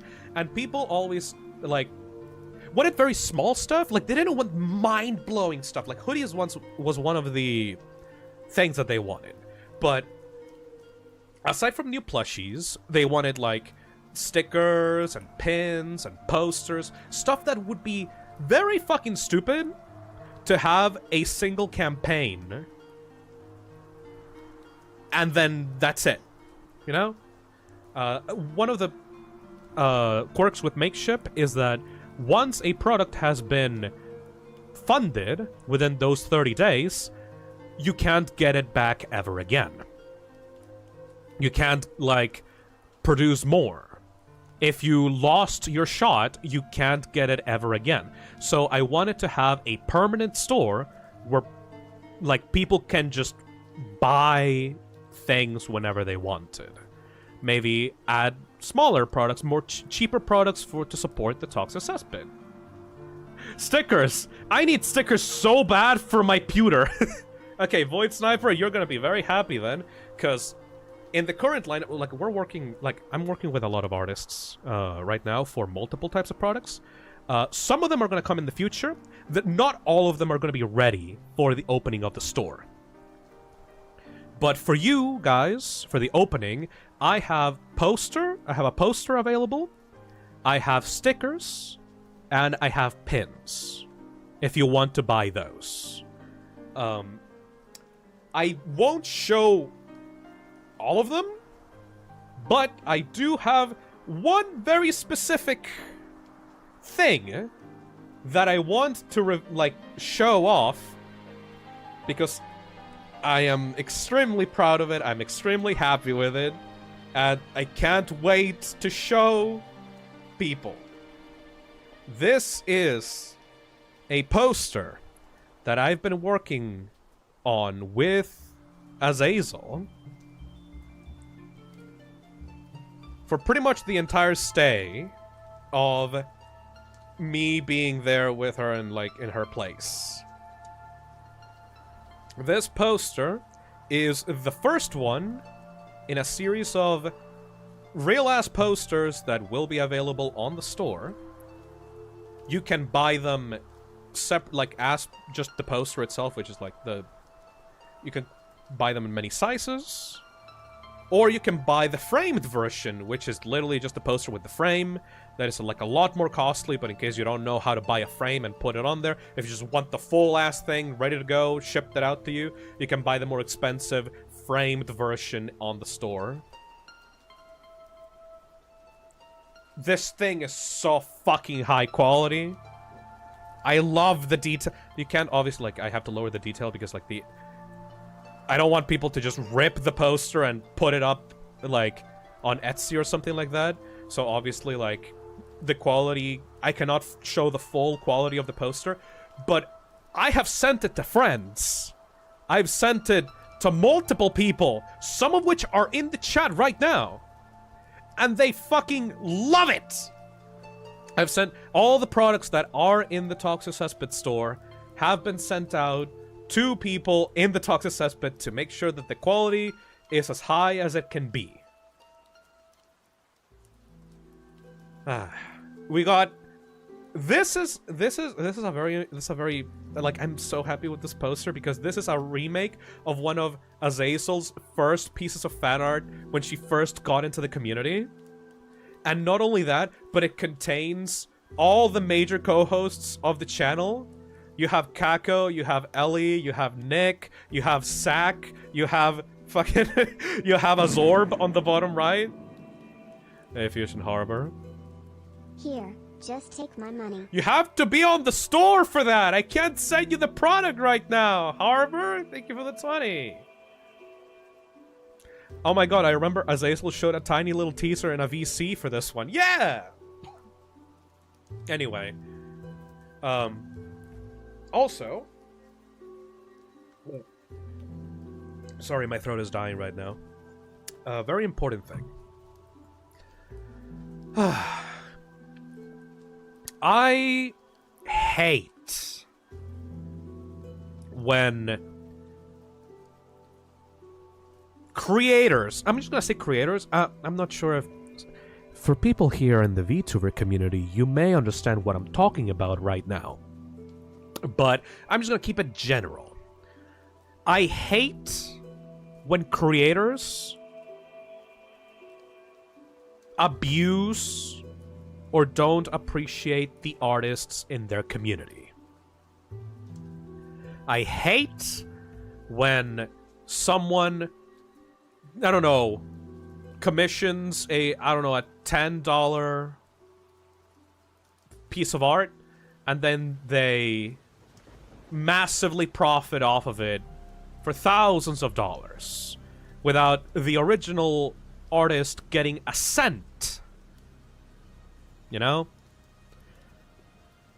I genuinely hate that artists don't know their own value. Because there's many times in a community or in a fandom or in business in general where an artist will not realize how much their art is worth, and a company can just grab their design and make merch off of it and plaster it everywhere across the internet, and the original artist doesn't get anything. So, every single item created by an artist in the Toxic Cesspit store... Hey, China Bowl, thank you for 3 months. Hey Phil, what does Azazel do? Is she a college dorm maid? Sure. We'll say that she's my college classmate. Yes, sure. Every single time you buy an item off of the Toxic Cesspit store, the artist that actually made the artwork will get paid. I have a system with the artists of the store where every month I will send them the proceeds of the items that are being purchased. I think about I think there's one item? No, there's two. There's 2 items that I made myself. And it's just the most basic, cheapest stuff ever on the store. But everything else that's gonna come in the Toxic Cesspit store that will be of this fucking level will be made by other artists in the Toxic Cesspit, and those artists will be paid every time you buy one of their products. I will have in the description of each item, there's this item was made by this person, this item was made by this person, this item was made by this person. And every time that, those like every time that you buy one of those, like the artist will get a percentage of that. And with that, I hope that those artists will be able to get at least a little bit of consistent money every month. I don't expect this store to do like amazingly well, by the way. I chose Fourth Wall to be able to partner up for the store because I can actually have like alerts on stream for when people buy stuff, and I can have like a fucking product wheel at the bottom of like a YouTube video, so it will be extremely easy for people to actually buy these things. So that's why I chose Fourth Wall to be able to make this permanent store. But yeah, the main draw of this will be whenever I go talk with a artist to be able to make something for the store, I will obviously pay them up front for the commercial rights to be able to sell the artwork that they would make, and also every time that the month comes, like they will get a percentage of each sale of each artwork. It is going to be a bit complicated as the store grows. Currently, I only have, let me check. 1, 2, 3, 4, 5 unique items, and as it continues to grow, as the store continues to grow, it will definitely get more complicated. But you know what? Having a single day where I actually have to calculate, do my taxes, and calculate, like, who needs to get paid, I am more than willing to sacrifice that day if it means that the artists that I work with, like, are going to get something. Because I'm going to tell you, listen to me very carefully for the people that are drawing right now on stream. You do not know how much companies make off of merch until you actually see the numbers.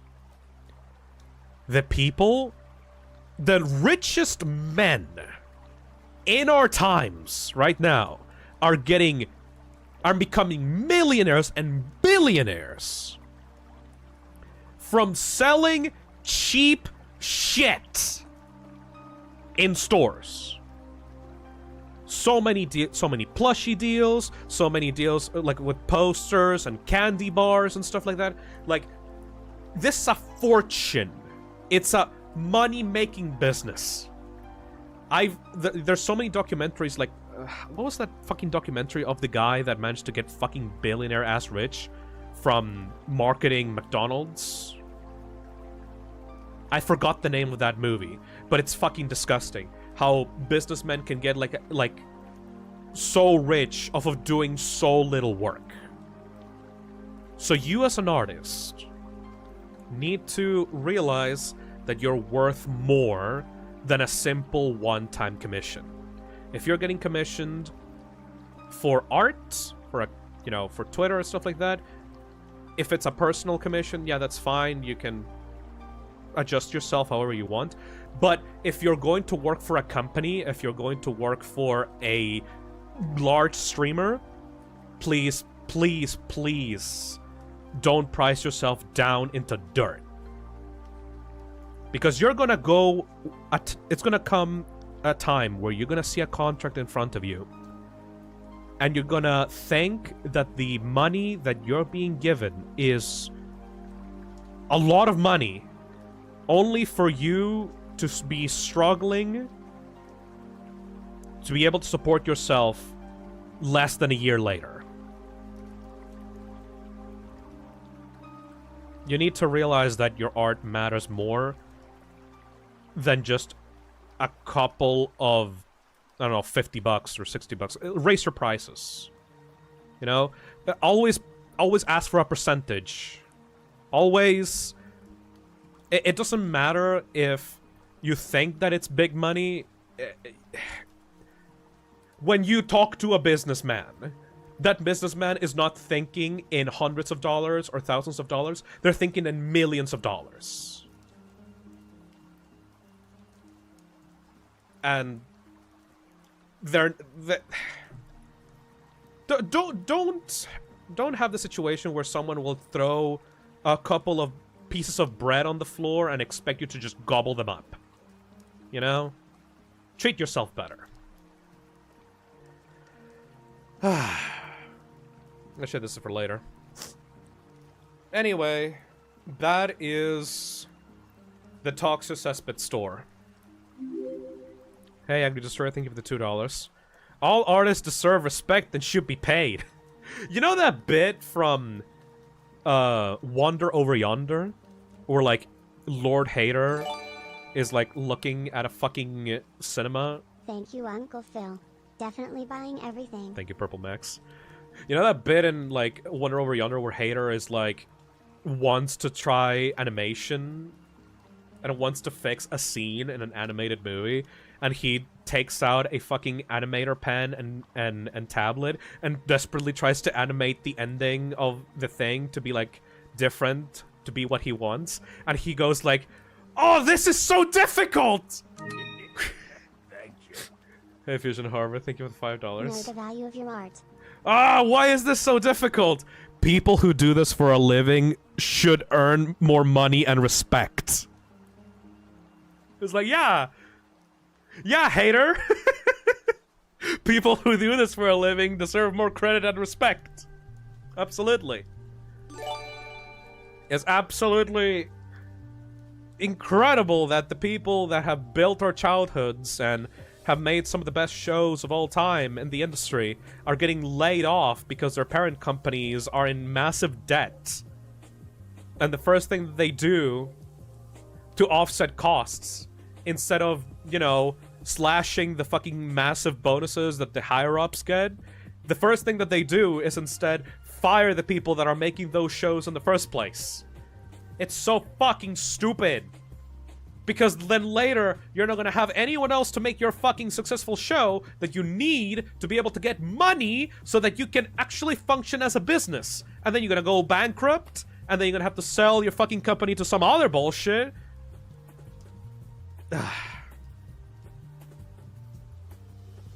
Or like in video games with Tango Gameworks. Exactly, Chrissy.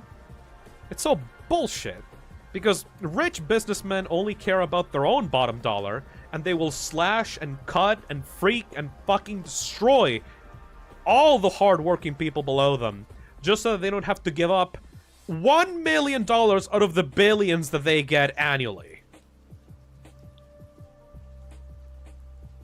Why the fuck am I talking about this? Oh yeah, right! Buy my marriage!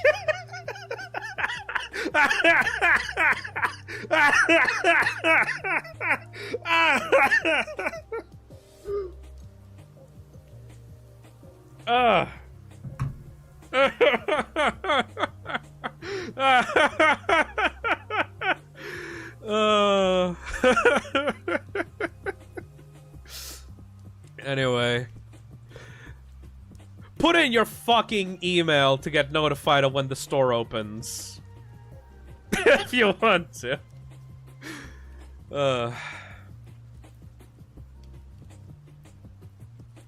Damn. That's merch. Oh, that's a good punchline for the end of the topic, isn't it? Hey, Pixel Dispatch, thank you for the $2.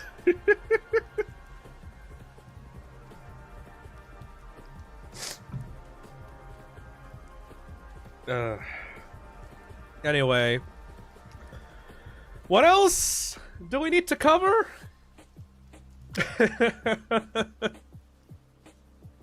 Hey, Phil, what do you think of Madless Combat? It's great. I watched all the episodes. The series comes out slowly, but, I mean, you gotta give the creator as much time as they need. Say what you will about Nintendo, but Iwata cutting his pay in half instead of laying off staff during the Wii U era is the kind of thing that should be standard in creative industries. Poyo? I'm almost certain that Iwata doing that saved Nintendo in the long run, because it meant that developers weren't worried about being laid off after an experimental game did not perform well, which means that they were able to get experience and be able to create better games in the future. I think that is the reason for why Nintendo is currently financially stable right now. Bless Iwata. Alright. Let me check the list of topics that I needed to do.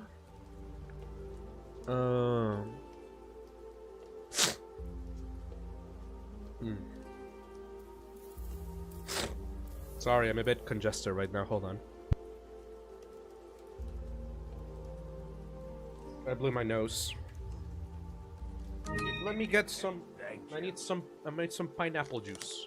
Phisnom merch and supporting artists? A win-win for all. Hell yeah. Phisnom Marxist Arc based. Phisnom Marxist Arc based. Thank you. Alright. Thinking. Oh! Oh.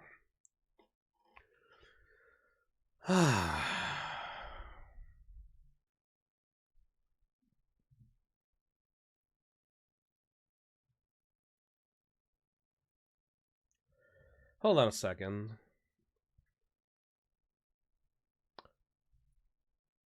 I guess it's time to do a little retrospective.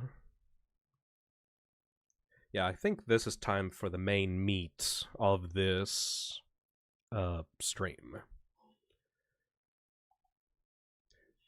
Ooh, this is gonna be tough. Ugh. I'm usually not used to doing this sort of stuff.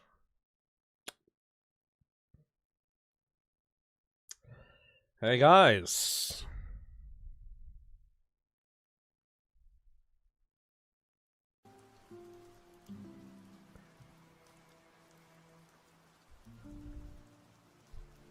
You want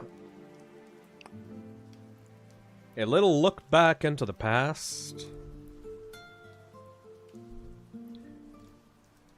Yeah, it's been a year, hasn't it? We're gonna talk right now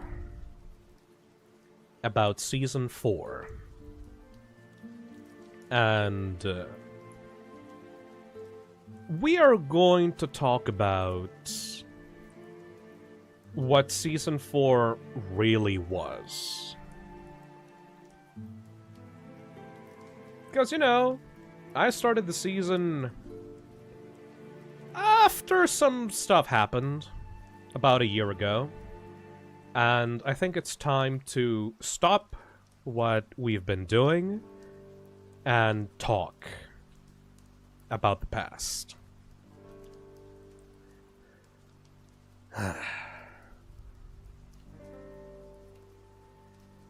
So 5 Nights at Freddy's, am I right?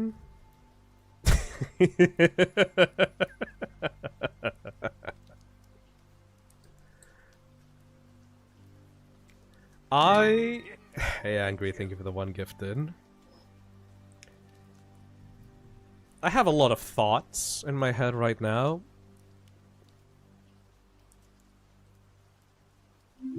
But the main one is... Hey, not a Soviet Spy, thank you for the $2. Hope you're having a good day, Phil. Thank you. The main topic is... what was Season 4 all about, anyway? Because, you know, each season of streams has a different vibe to it. As you know, I started this channel as a simple way for me to push myself to actually finish video games because of my ADHD. Terrible idea. Stream read all of Sonic Foot Frame. No. Thank you, Lugs. Season 1 was the start, you know? Season 1 was just me doing dumb shit. Because I could. Because I had some free time and I wanted an escape from the monotony of my life during that point. I wanted an outlet for where I could just say whatever I wanted. I could play games I liked. Thank you. and I could record myself having a good time with friends or Finding by a myself. community was most likely the best thing to happen during my worst year of life. Hell yeah. Pardon me for getting sentimental, but y'all are awesome. You're awesome too, Toriva. Thank you for the £5. Season 2 was me getting my footing on this. I didn't even know what seasons were, by the way. Like, for those confused as to what a season is, in this channel we have a system going where I go on break from streaming, and whatever content was produced in between those breaks, that's called a season. So Season 1 was me going first, trying out Deltarune Chapter 2. I tried Deltarune Chapter 1 and 2, all at the same time. It was a 12... I set up for 12 hours for the first time in a while. I had an amazing time with people. But most of the people that were there for Season 1 were just there, like, that were from my server. They were just people, like, friends from friend server that I made. Then I ended that season by playing Five Nights at Freddy's Security Breach. After that happened, I went on break, because that felt like a pretty good endpoint of my streaming activities. Like, for a while. Season 2 started a few months after that, after I realized, hey, I really like streaming. I remember saying before, I hate it. I was gonna hate being a YouTuber. Content creator, that's not for me, bro. I never saw myself in a million years becoming a content creator online. But then once, you know, the break between Season 1 and 2, I realized, hey, I actually really like this. You know, I like talking with people on chat. I like reacting to stuff, recording myself, having, like, good moments, making clips, like, having goofy little things that I can look back on with fondness. So you know what? Let's actually do it properly. Let's get serious. And in Season 2, I effectively doubled the amount of streams that I did in Season 2 compared to Season 1. Season 1 had about 40 streams. Season 2 had 65 streams. Hello, Phil Boy. Many doors. Yes. Many doors, wildcard. I went on break after that, and once I returned in Season 3, I had improved a lot of stuff from my setup. Now that I was actually getting money from the streams, I started memberships, I started super chats, I started notifications. I was actually able to be comfortable living for myself, you know? Before I couldn't do that, before I had to rely on other stuff to be able to sustain myself, once Season 3 kicked in, I was actually able to support myself. And I am eternally grateful to people for that. Season 3 can be marked as the road to 100k subscribers. Right now, I have 122-something thousand subscribers. And that's more than I ever thought I would ever possibly have. And I promised people that once I got to 100k subs, I would do a FNAF charity stream. And I did, and it was great. Not available on the channel anymore, though. But it was, you know, I thought it was going to be a great way to celebrate getting to 100k. Because when I started streaming, a lot of the stuff that I played that got a lot of views and attention were mascot horror games. It was Bendy. It was FNAF. It was Hello Neighbor.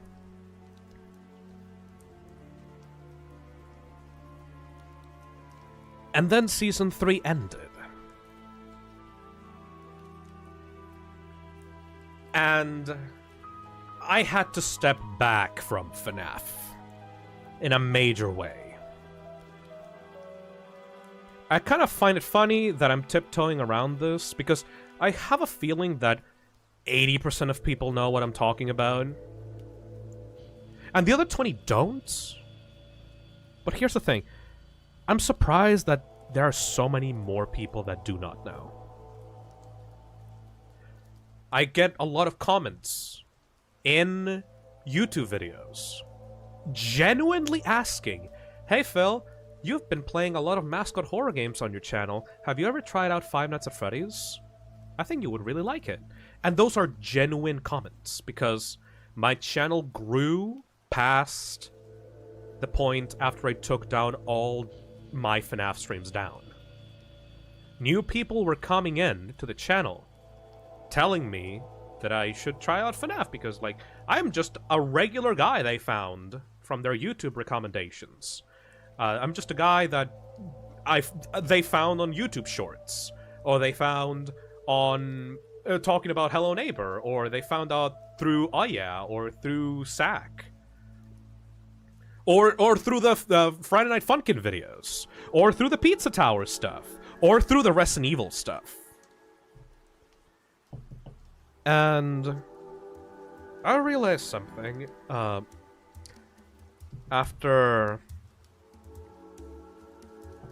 July happened, and this is something that I never told people back when that started. I mean, I guess I did, but I never really made it clear. I gave myself a year after the start of Season 4. I gave myself a year to do YouTube. To do the streams. You know? I gave myself a single year, which is why, like, around this point, like, I'm gonna take a break, because, like, we're nearing a year of that happening, a year of Season 4 starting, to know if this is what I really wanted to do moving forward, and if I was even gonna be able to do it. Because I'm not sure if you guys know,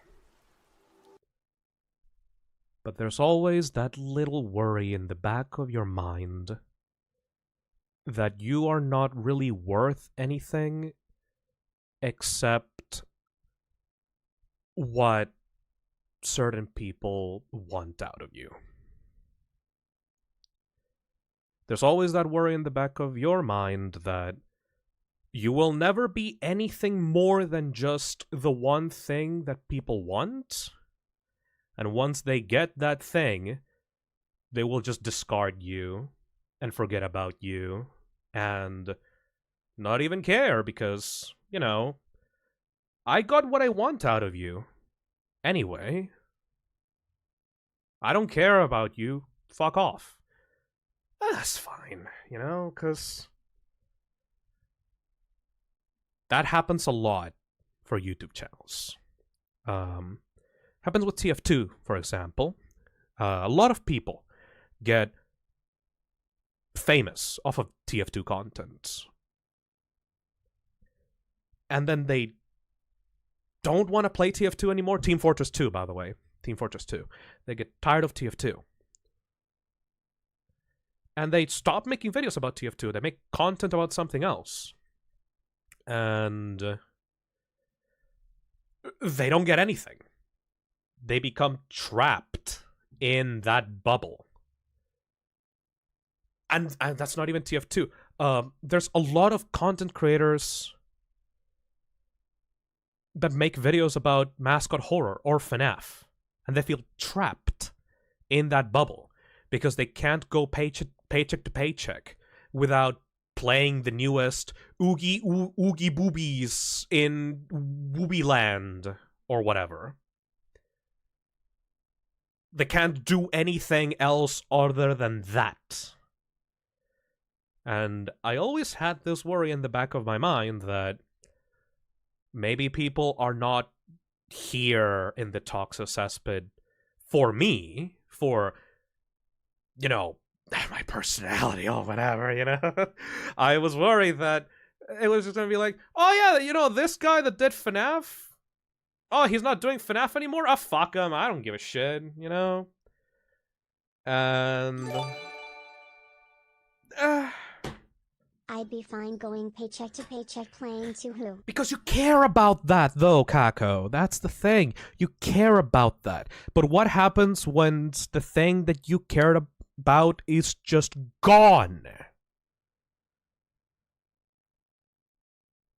What happens when it's just gone? Do you really have anything else to give to people? I'd leave. Exactly. Because it's lame now. Exactly. So, I gave myself this year for Season 4. It's the test. This season is not the road to 100k. It's not the start. It's not the literature saga. It's the test. I gave myself this year to continue my channel and see if I even could continue this, and if the Toxic Cesspit was even real. If the Toxic Cesspit was here because they wanted to be here and not because of any ulterior motives. And guess what? We passed the test with flying colors. Because... and this is not something I expected. The streams that I did after the start of Season 4 not only have been some of the best streams that I've done, some of my favorite streams that I've done, but also some of the most rewarding and successful ones ever on the channel. Undertale AI. Undertale AI, the Friday Night Funkin' stuff, the fucking, like, making spore creatures, reacting to some fucking analog horror stuff. I know that's a bit spy, thank you for the $5. Never make the thing you care about your sole job. Yeah. And I think the best example of this is the crown jewel of this test. Came for the funny bear game. Stays because the community is awesome. Thank you, Alyssa. This is the crown jewel of this test. Resident Evil.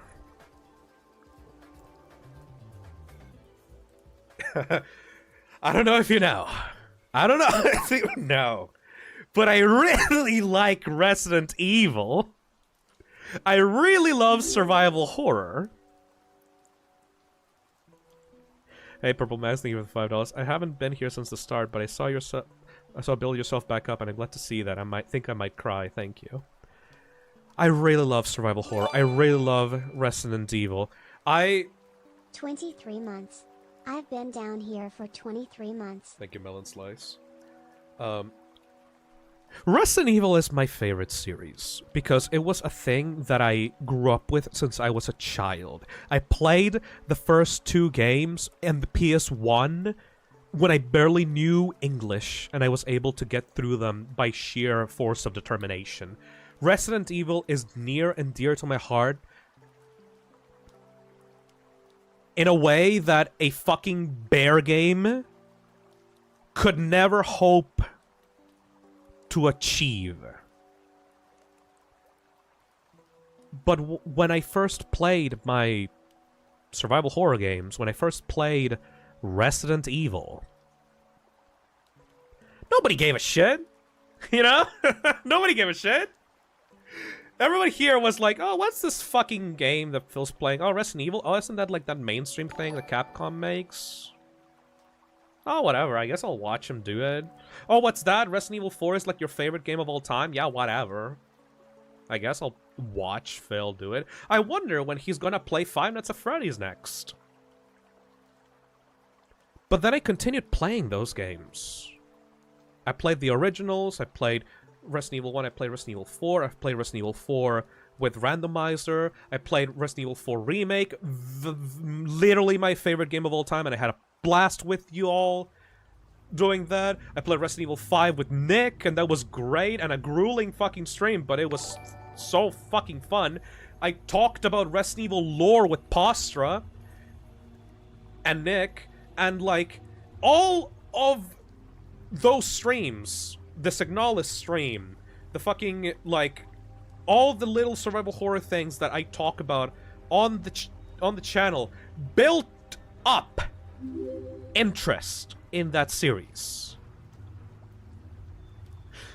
It's funny, really, I became aware of you because of the Bear game, but I'm now here because of a lot of great people, and are now good friends, plus insane toxic sauna hyperfixation. Thank you, G-Star. Like, through these years, I showed Resident Evil and survival horror to people that were not used to those topics. And they loved it. Resident Evil is now one of the highest viewed types of streams on the channel. Not just the lore stream, but just playing the games themselves. They are some of the most successful streams on my channel, and I love that because I love that series. You know? I get tons of comments, donations, like replies on Discord, Twitter, whatever, that say, "Hey Phil, your enthusiasm for Resident Evil made me want to get into it, and now I love the series, thank you." And I'm like, it feels good, you know? It feels good that I can just show what I want and what I like to a crowd of people. And they'll get into it because of my own enthusiasm. There's currently 700 people watching me right now. I have not played anything at all. I've just been talking. And people are here commenting on the channel and just hanging out and drawing and doing fan art and stuff. People are excited to buy merch. I have multiple deals with many fucking merch companies in the future. And I'm like, I don't know, like, I'm happy. I'm happy doing this. And I'm glad that I could continue doing this, knowing that people are here because they just want to see a dumb asshole talk about his hyperfixations for a few hours while they do something else. I'm more than happy with that.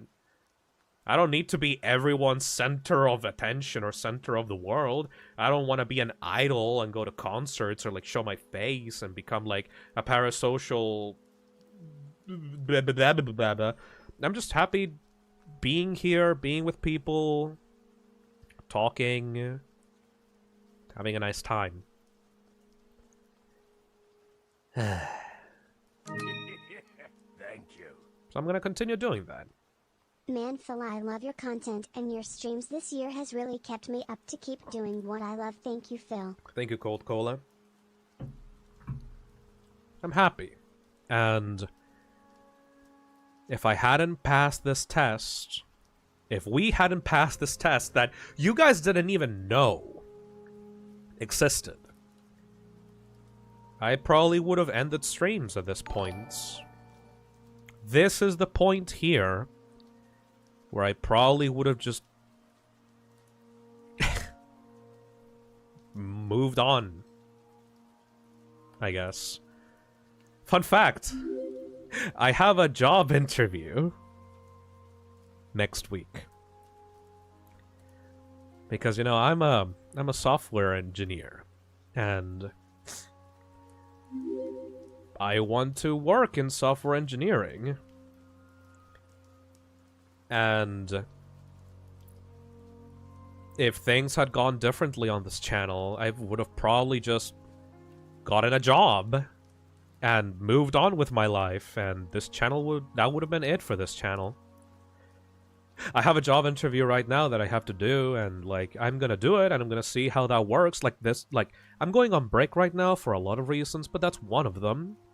I'm going to do some software engineering because I genuinely love doing that. I spent 4 or 5 years of my life going through college so I could work on software development and apps and stuff, and like helping out companies with like their backend and doing like Excel sheet reports and like doing all that stuff because I genuinely love working at a computer and helping out people like that. So I'm gonna try that in August, but I'm gonna continue doing this too on the weekend.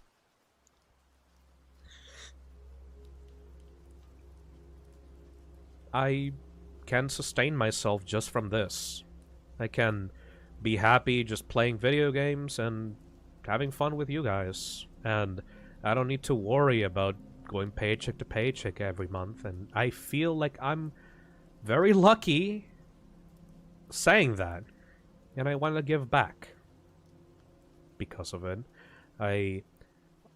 Before this stream stuff started, I was a very toxic and mean person that was rude and critical about anything and everything because I didn't feel like I didn't owe anything to anyone. But now I genuinely do owe you guys at least my gratitude for getting me to where I am right now.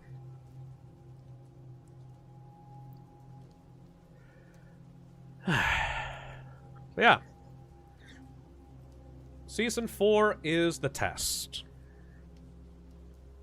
And you guys passed it, and we passed it. Yay! Isn't that great? I think it's great.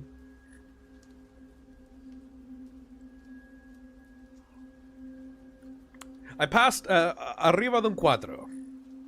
Above a 4. Above the 60% mark. We did it. You got a C. Nah, you got like an A+, honestly. You got it pretty good. I literally have no complaints. I'm like a teacher looking at the fucking test exam sheet, and like there's literally nothing I could fucking complain about. We are proud of you, Phil:_Phi_Toxicart. Thank you, AOX. My first good mark, let's go!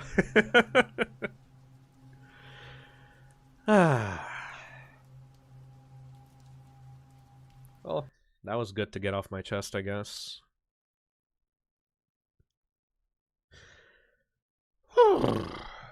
Heavy. Heavy. Hey, Boo, thank you for the 10. I've always thought you were amazing. You never needed Freddy's for me to stay. I didn't even realize that I didn't find you through Freddy's first. It was pork chops. You have my support all the way. Thank you. Hey, Zora, thank you for the $2. Thank you. Anyway, I'm not a very emotional person, so put on the kitty music. Yay, the kitty music. Yay! We are gonna move on now and talk about the future. Thank you, Banana Boy. We're gonna talk about the future now. We talked about the past, we talked about the present, we talked about merch, we talked about airplanes, we talked about tests. Shall I make thing for the 14 months? Good day all. I don't know what much to say, but here's to another 14 months. Hey Nick, wait, so what will the season be called? The Test! Actually, let me name it right now. I'm gonna name it right now. The Test is like the perfect name for this season. And go to the YouTube playlist generator and just name that The Test. There we go. That's pretty nice. Pass with flying colors. Now we have to talk about the future. Oh wow, this is a very appropriate music now that I think about it. The season is not over. We're kind of doing our victory lap right now. We need to talk about the future of the channel. First of all, I want to talk about my plans for Season 5, and then we will get to reveal the streams that are going to be happening during this last month. Hey, Purple Mess, thank you for the $2. How dare you make me cry? No, here's $2, thank you. So... Season 5! Thank you, Nyan, for the $2. Guess what? Guess who spent over $1,000 Thank you. for Season 5? Phil, your content has inspired me to strive harder and harder with my own YouTube because your streams are always so fun and enjoyable. Thank you. Thank you. Fun time. I remember finding you through your first Omori stream, and only Hell found yeah. about your involvement with the bear game through someone else talking about it. Well, ain't that fun? Thank you for the 13 months. For Silent Hill 2 Remake, eh? No, Crizzy? Oh shit, I still need to pre-order that game. Yeah, Angry Story, thank you for the $2. Well done, Chad. Phil in chat, hell yeah. So... you know how... I haven't moved at all during this stream? Okay, that's a bad way of putting it.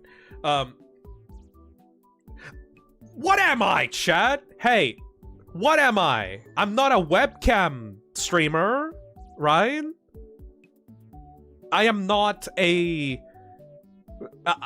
I'm not a Vinny.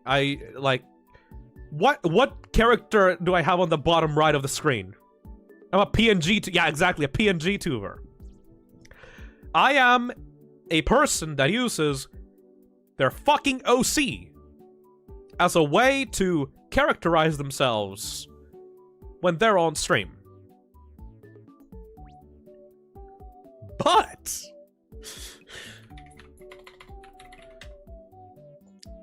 PNG tubers are not the only way that people characterize themselves online. And no, I don't mean to say that I will be having a webcam and show my face on Season 5. I will never do that. You will never see my face. But I do want to move on from just being a PNG tuber. So...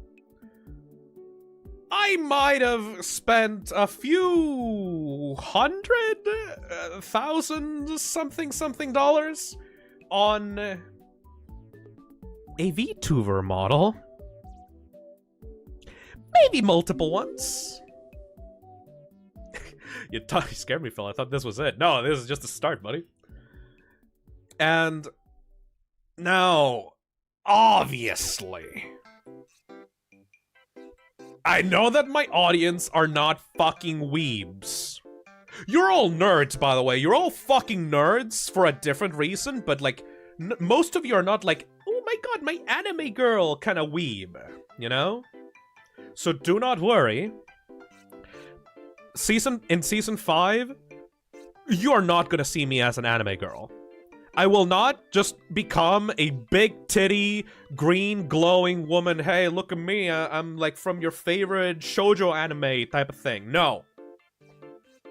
VTubing is an industry that has evolved a lot, mostly thanks to the pandemic in 2020.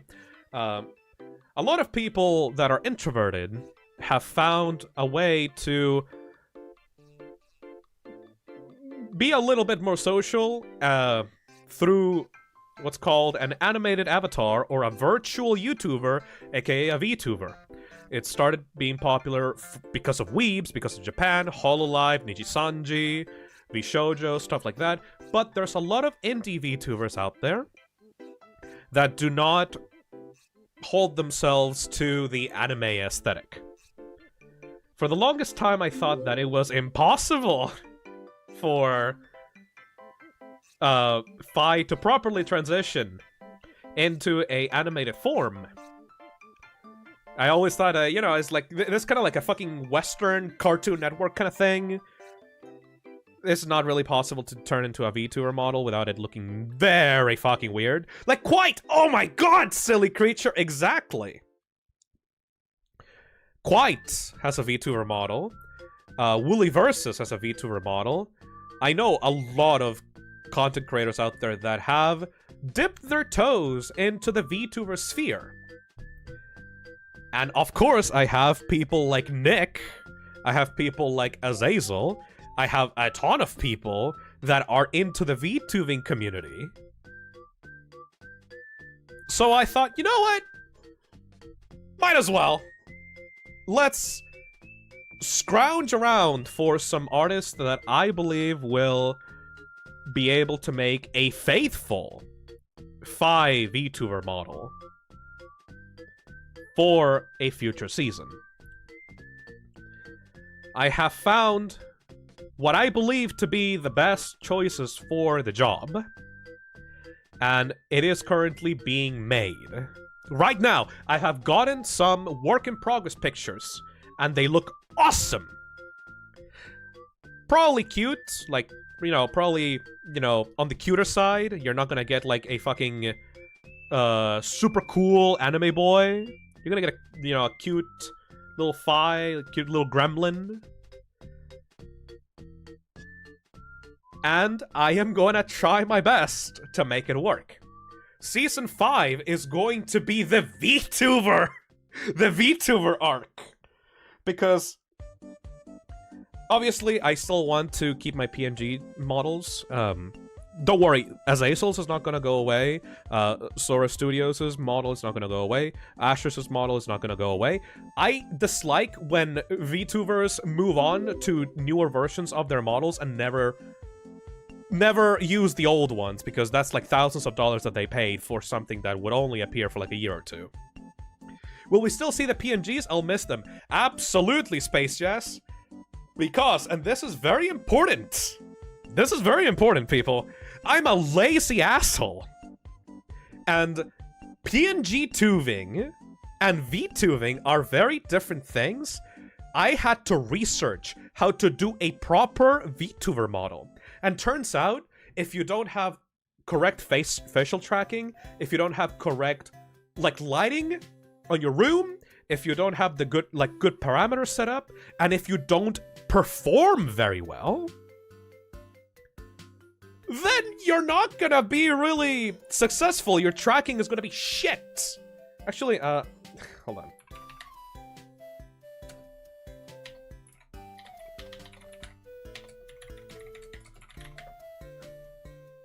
There we go. Okay, we're gonna see a we're gonna see a clip of a certain VTuber that kind of opened my eyes to this problem.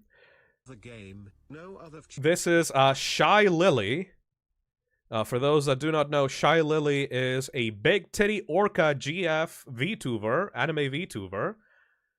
Who is so popular, she owns a part of Gamersupps with Schlatt. She's so fucking silly.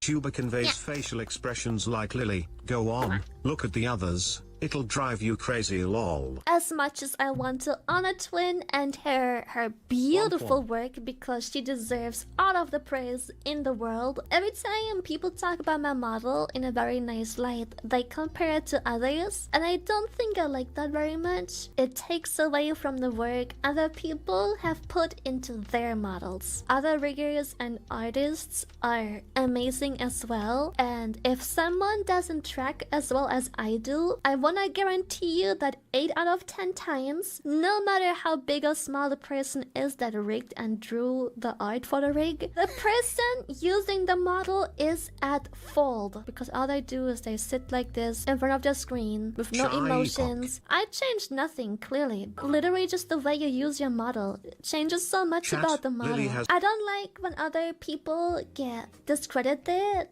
for their work, because I too put a lot of work into this model to make it work well. Even though I fine-tuned my parameters, if I don't use them and literally just talk like this, all my mouth does is open and close. There is no facial expression, no joy, no eye smile, the eyebrows don't move, and my mouth literally just opens and closes, and not even properly. You really need to like learn to use the model. Sorry, just like when people discredit their artists and riggers. When you become a VTuber, you can't just be a face cam tuber and pretend to have the luxury of VTubing. This is acting! Acting! I hate when people discredit their artists because... Can't stay longer, but see you all next season. Thank you. Acting, people!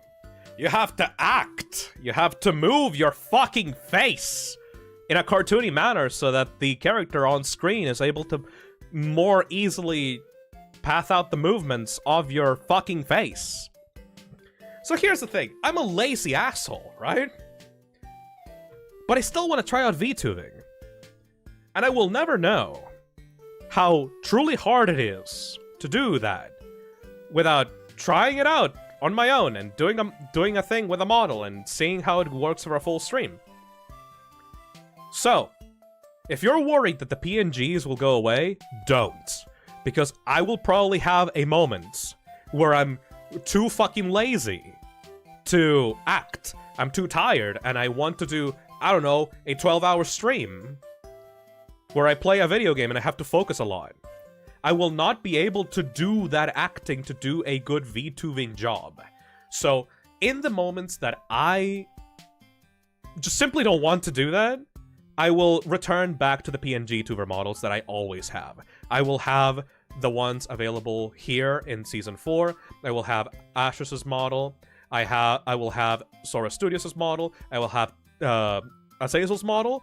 And I will also have other PNG tubing models that are in the works right now. Because these are not the only... I didn't just commission a VTuber model. I will still have more PNG tuber models in the future, made by other artists. So, don't worry. Just because your fucking slimy boy is getting a little bit of facial animation, it doesn't mean that the stiff-ass fucking images are going to go away anytime soon. But hopefully, if you are in the VTuber sphere, or you are fans of any other VTubers, or if you in general like the concept of Fi being more animated during streams, you will be accepting to Season 5, because Season 5 will be all about getting used to being a VTuber.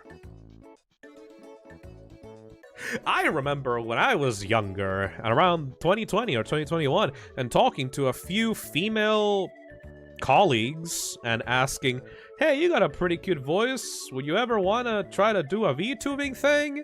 I mean, I would never be able to do it because I'm just a guy, and I will never be a content creator, but like, you got the talent to be like a very entertaining like VTuber, would you ever want to try it out? And now I'm doing it!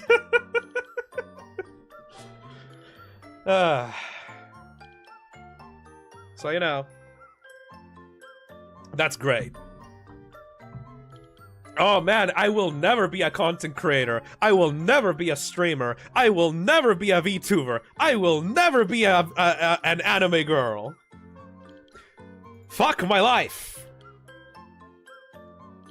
Oh my god, you're taking acting lessons? Yeah, pretty much. I have a box.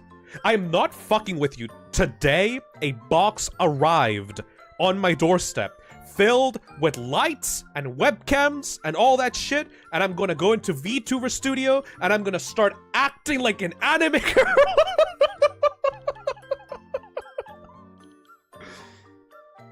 I'm gonna try my best, because I always want the next season of streams to be better than the last one. I want to do my best so that you people are getting new shit every season. So I will become an idol! Not really. I will still be the same guy, but I will get acting lessons so that I can do a good job with a VTuber model. So that's my plan for Season 5. Hopefully you understand why I want to delineate between Season 4 and Season 5 now. Not only do I need a break so that I can settle into a new job for software engineering, but I also want to come out of the gate in Season 5 with a new VTuber model. And also I kind of want to avoid August, for very obvious reasons if you know what's happening in August. I want to avoid that shit. So, I will not be streaming at any point during August. Hey, Techno Dragon, thank you for the $3. Welcome to the world of thespians, Phil. Hell yeah. Phil must really want that waifu cup. Oh yeah, shit. I've been talking to GFuel and Gamersupps, by the way. In the future, we're gonna get a stream where we taste test Gamersupps and GFuel, and we're gonna see which one of those flavors is better. So that we can, you know, check some shit out with that. I'm not saying that I'm gonna get my own custom flavor, but like, some shit might happen. Who knows? Nothing is set in stone right now. But I genuinely do like the idea of an energy drink, or like a powdered energy drink, or like a powdered drink in general. I love sour apple. So, both GFuel and Gamersupps have sour apple products, and I will be testing those out on stream. In Season 5, obviously. Not in Season 4. Season 4 is ending.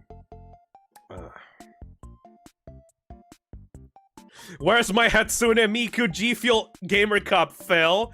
Come over here and I'll give it to ya, bitch! Maybe not GFuel because they have lead in them, says James the Diamond Sword. I did actually do my research when it comes to that, by the way. They have as much lead in their drinks as, like, an apple has cyanide in them. You know that apple has cyanide in it? Like the little, like, seeds inside of an apple? It has cyanide. But you need to eat, like, 1,000 apples before you're able to die via apple poisoning. At the same time, though, lead does stay in your body longer than cyanide, though, so that is kind of dangerous. And also, there have been a lot of reports by many people that GFuel is a bit too chalky because they add a lot of filler into their formula. But here's the thing, as long as I don't try it out for myself, I won't be able to know if it's actually good or not. So, even though I've gotten a lot of thoughts and comments about either GFuel or Gamersupps, I want to be able to try those out for myself on a not sponsored stream, so that I can come to a genuine conclusion, so I can actually fully support those products. Honestly, if I like them. I think you could be a good voice actor if you took lessons. Thank you, Costar. I was actually a theater kid when I was in high school for a year. But anyway, don't worry about that. We need to talk about the streams that are happening. Of course you were. Fuck you. Anyway, I need to talk about. Shut up. Anyway, shut up. Shut up. No, don't stop commenting. Shut up. Shut up. I need to talk about the streams that are happening soon.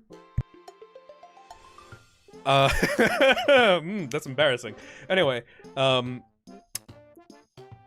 right, we need to talk about the final weeks of Season 4.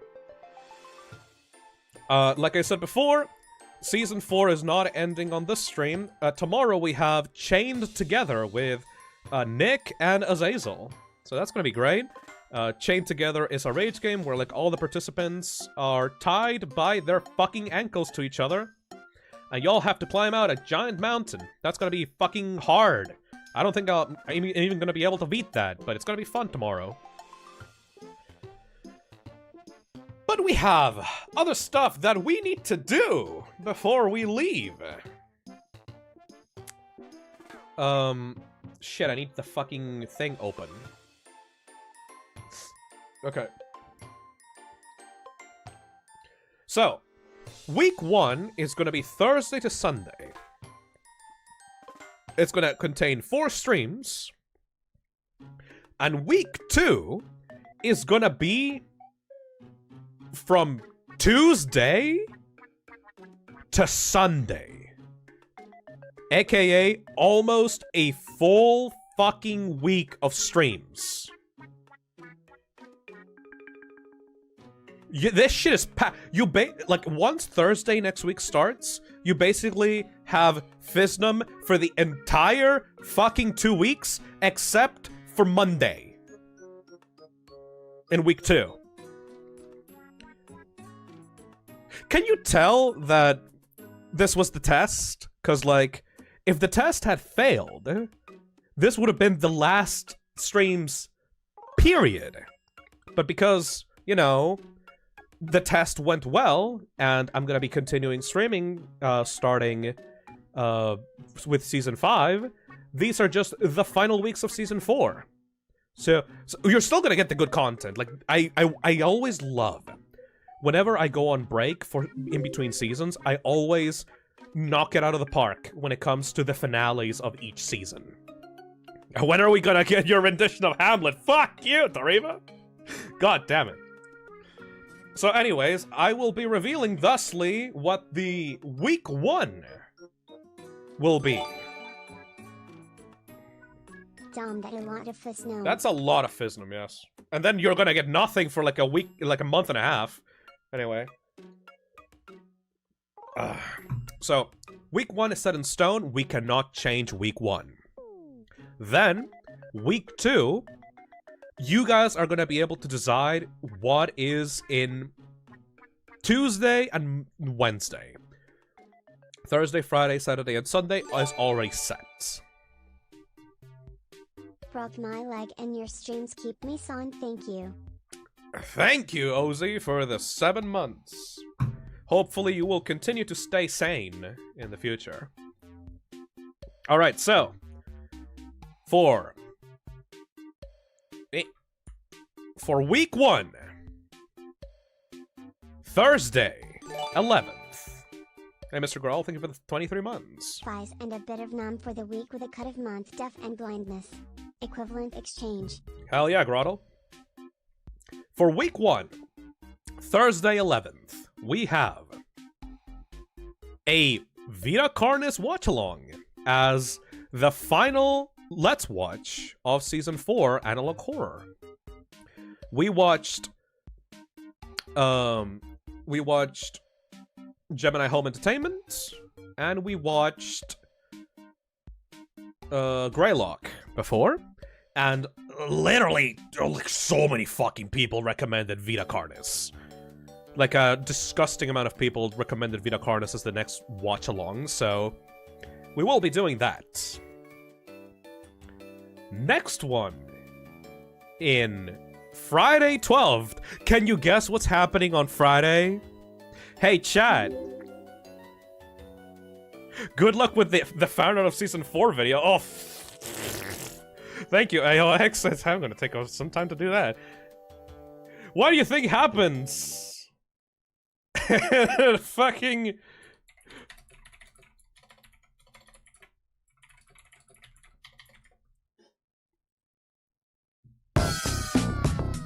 Ah! What the fuck do you think happens on Friday? Bitches! So yeah, we are gonna be playing our last round of Friday Night Funkin' Mods. On Friday. No, I'm not gonna be playing Garn 47. That's a different thing. That's just inside of a FNF mod. We're gonna get freaky on a Friday night on Friday 12, next week. Fuck yeah. Then on Saturday. Saturday is very fucking important. For anyone that is here, lift your fucking hand up if you saw the Mystery of the Druids stream. I don't care if it was live, or through the highlights, or in a VOD. Have you seen Druids? Me, Meredith, Quest, Weird Name, Poyowen, Quill, Chrissy, Scamelian, Neon the Cartoon, Metal Rose, Nano Abyss, Lori, Nikki, Costar, 512, Alankur, Alex, Acidroid, Dalad, Void Sniper, Boo, Nick, well, Nick, obviously. Okay, Turtle King, Star Dream, Alyssa hasn't seen... Alyssa, you need to watch Druids! It's literally the featured video on the channel! Floof, Wildcard, Starry Night Skies, part of it. Yeah, that's fine, Selin. Guess what, motherfuckers?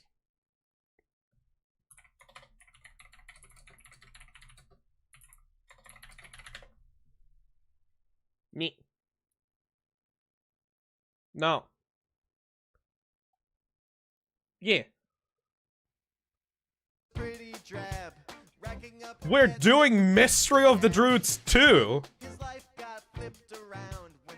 on Saturday with Ellie, where I commissioned a special thumbnail for Mystery of the Druids 2. There is a sequel. Okay, there isn't really a sequel to Mystery of the Druids. It's a the game failed massively. Mystery of the Druids is not a franchise that continues to exist in the modern day.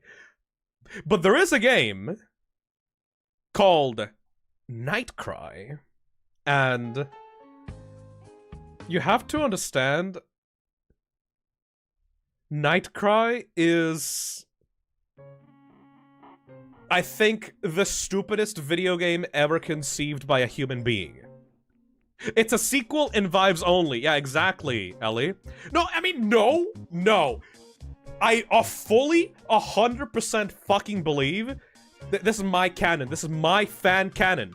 That it's a spiritual successor to Mystery of the Druids. It's within the same universe.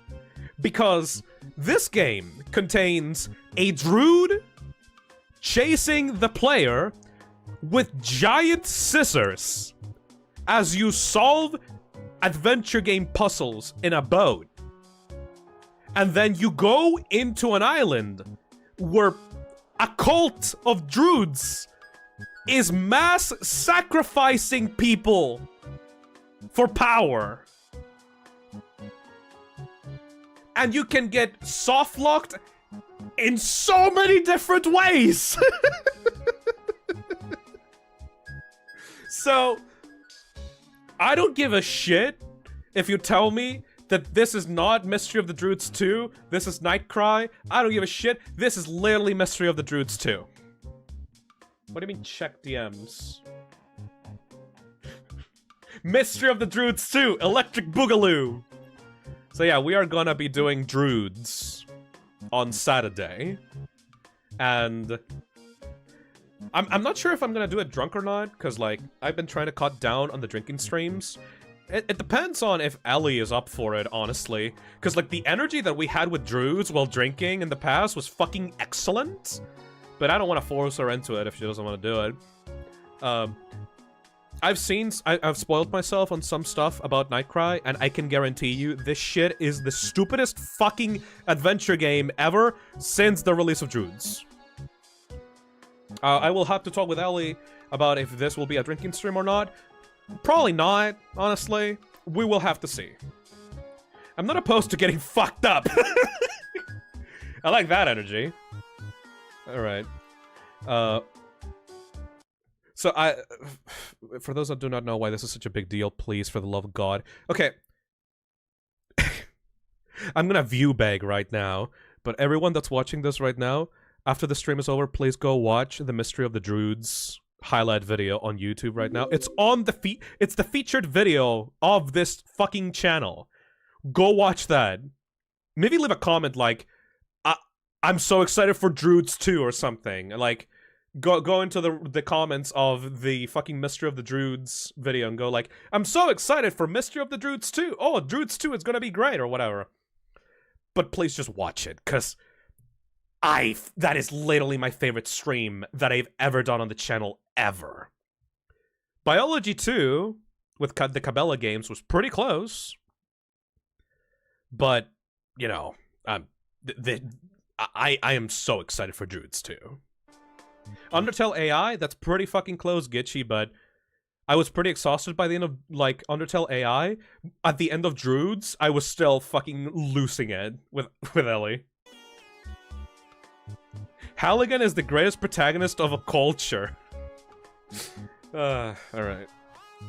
And finally, speaking of Undertale, by the way, the final stream of week 1 is the genocide route of Undertale Yellow. Because I tried out the pacifist route, I tried out the AI route, I tried out the neutral boss. I think it's time for us to do some justice upon the people of the underground. You're gonna struggle, Phil!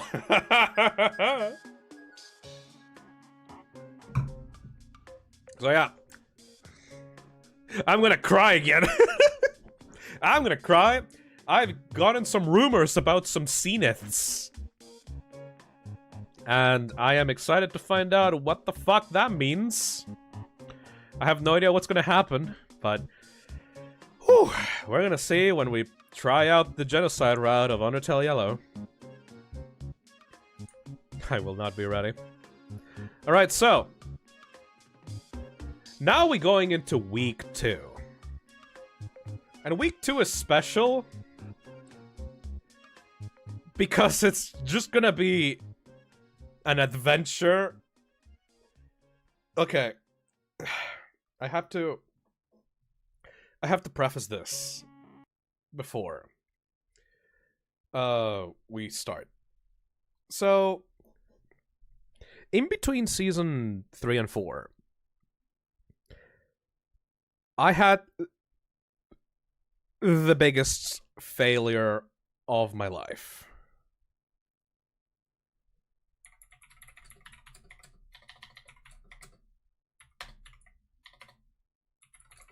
I had the worst, most embarrassing, biggest mistake of my life ever.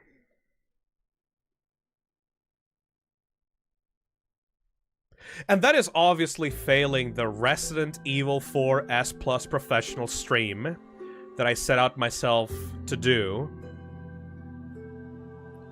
Originally, what I wanted to do at the start of Season 4 was beat the highest difficulty mode in that game. This stream has haunted me for a fucking year. I died in your arms that night, Phil. I had such a traumatic fucking experience with the Resident Evil 4 S Plus professional run because I was there for 12 hours. Nick was there for like 10. And then when I got to the end of that run, I got to the point where we were like escaping the game. I had already beaten the final boss. I was like, my asshole was fully clenched. And then suddenly, I fucked up at the last possible second, in the last possible minute, in the last possible escape section on the boat. And I died by hitting a rock. And I got sent back like 2 hours of progress that we did on that stream. And it was so fucking sad. I'm not sure if you guys saw the VOD, but I literally died on my last possible attempt. And I have not been able to get over that because this is my favorite game of all time, and I can't beat the hardest mode with the highest rank. Until now, week 2 will be me getting over that mistake and triumphing over the odds. Thursday, we will be doing a practice stream where I will install a bunch of stupid fucking mods. Like, this shit. You know this shit? Let me get this away from the screen. Like, Thank you. Leon as fucking Keanu Reeves? Woof. You're definitely gonna need mental health charity at the end of week 2. That is mean. Thank you, Wildcard. You know, like, shirtless Luis Serra, Lady Hunk, Leon Wolfears for Ashley, play as CJ. Fucking Kyogre as the fucking Delago, Inosuke's helmet for the fucking boar pigs, whatever the fuck else. Cows replacing the Novistadors, VTubers for monsters. So we are got Jack Baker over Dr. Salvador. So we are going to absolutely fill that stream with Hatsune. Yeah, I'm gonna replace Hatsune Miku with Ashley. I mean, Ashley with Hatsune Damn Miku. shame that I won't be able to be for the week 1 streams. Shirtless Luis is a must. Hell yeah! Thank you, PSX something. I will be playing Resident Evil 4 Remake in its entirety with the stupid fucking mods. That will be practice for me to be able to do the S Plus professional run. I thought Capcom blocked mods now. Only for online multiplayer games, Baton. Resident Evil does not count for that. Anyways, Thursday will be that. I have to head out, but look forward to the end of Season 4. See ya, Phil. Thank you, Starry. So I will be doing that for Thursday. Friday, I will be doing the actual S Plus professional run so that I can get over the biggest failure of my life. Then on Saturday, we are gonna finish off the Resident Evil lore streams with Zach and Nick. We're gonna go over Resident Evil 7. We're gonna go over Resident Evil 8, Resident Evil 8 Shadow of Rose, and the Resident Evil Revelation games. And I forgot to add Wednesday.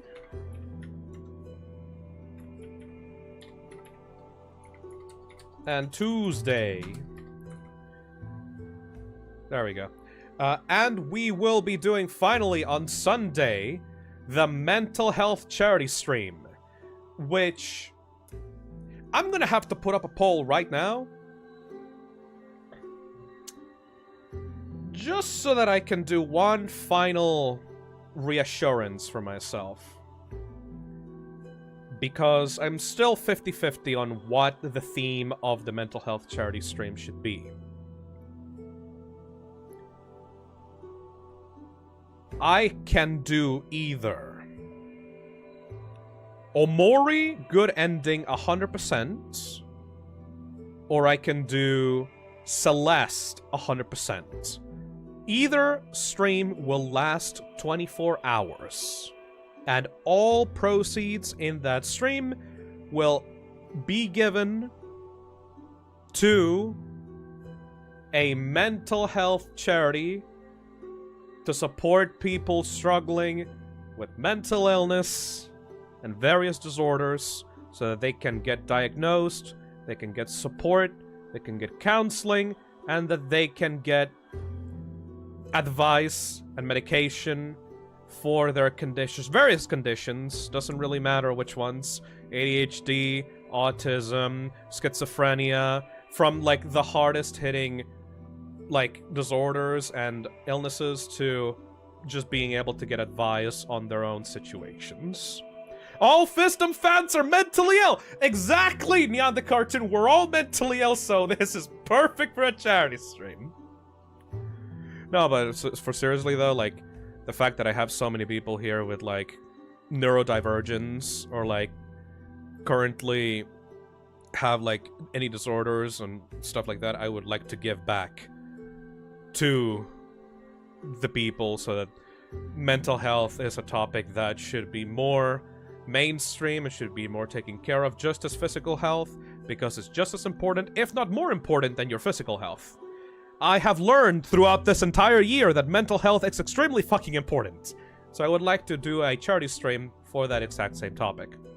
Let's start a Q&A. Not a Q&A. Fuck, what am I doing? A poll. There we go. Which game should I play?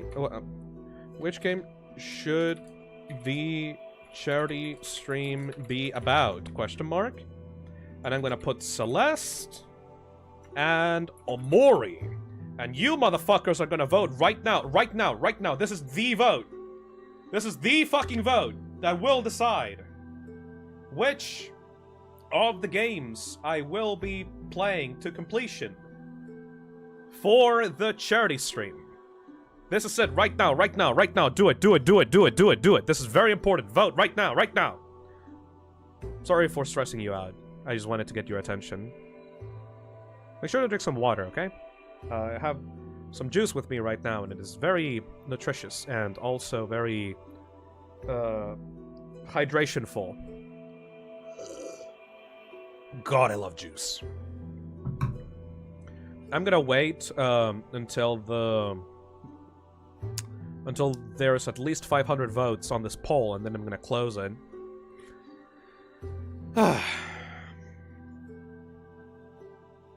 I'm hyped for the charity stream because the thing that I'm studying, because the thing I'm studying on is because that's the thing I'm studying on my uni, psychology. You know, a fun fact: I actually wanted to be a psychologist when I was little. I wanted to be a lot of things when I was little. Initially, I wanted to be a bartender. Then I wanted to be a psychologist. Ended up being a streamer. For some reason, a lot of people that wanted to be psychologists when they were little ended up being streamers. I don't know how that correlates. Phil, Celeste does not take 24 hours at minimum. It's like 50, I don't know. Fuck it! I have stamina, and it's that, like, the last stream of the fucking season. I'll go for however long I fucking need.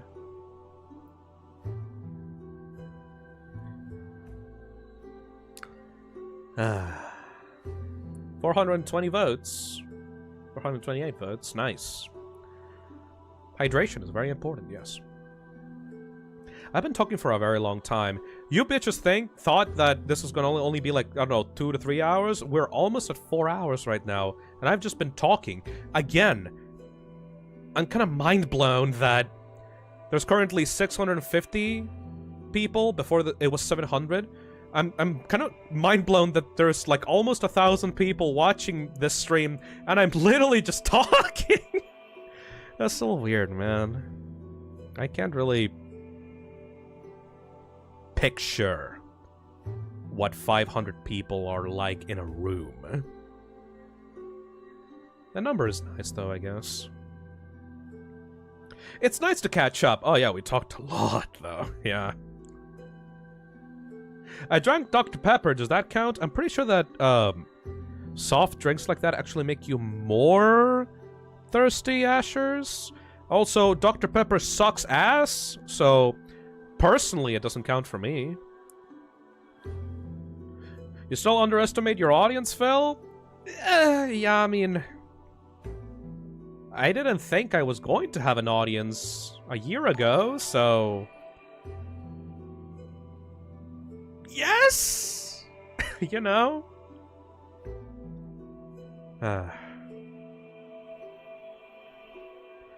Anyways, 462, 465 votes. Come on, people! I know that you're doing some other shit, but, like, this is actually really important. I mean, 60% of people want Celeste, so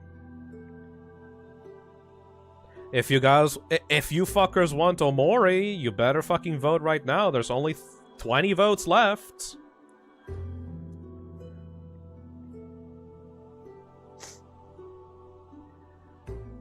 Gotta fucking... No, hold on. This is the old version of the save music. Resident Evil Remake save music.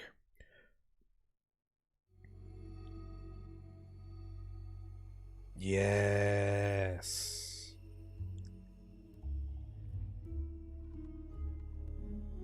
God, this song is so fucking good.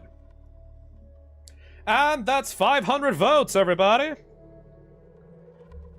So, the final stream of the season will be Celeste.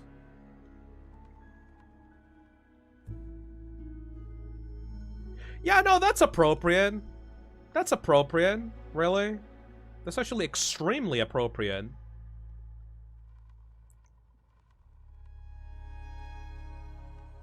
Considering the contents of that game and the whole context of this season, of Season 4, I think that's extremely appropriate.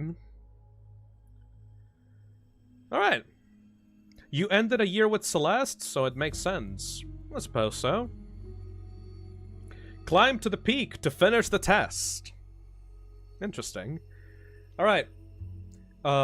Before we wrap this up, because we are kind of near the end of the stream, I reserved 2 slots on the schedule for the last week for you people. I want to know what you want to see for the end. I will be making polls, obviously, like live on stream right now.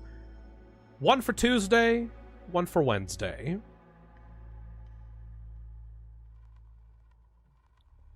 What should we do before we finish this off?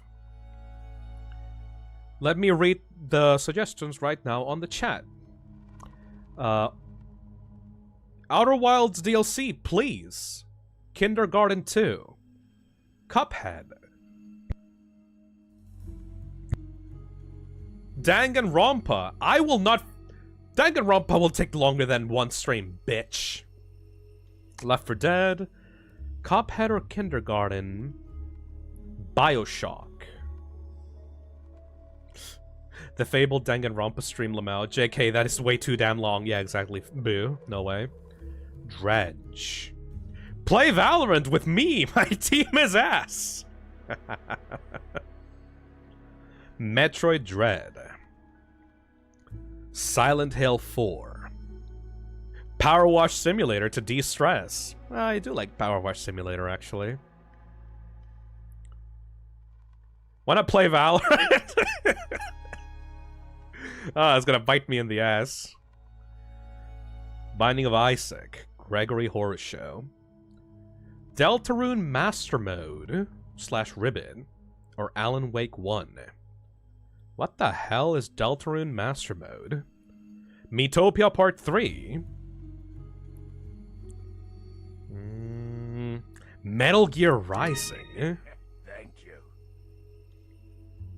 The fabled Danganronpa stream, Lamau. JK, that is too damn long. Alright, time to start a poll. What will be on Tuesday? Let's add these options, shall we? Outer Wilds DLC. Kindergarten 2.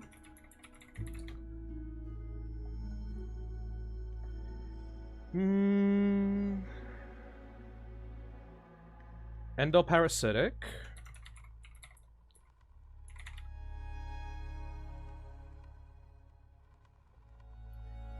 Deltarune Master Mode is a mod that replicates the hard mode from Undertale, while Ribbit is more of a joke mod for entertainment. Miitopia. Okay, I'll put that in the poll for Wednesday, okay?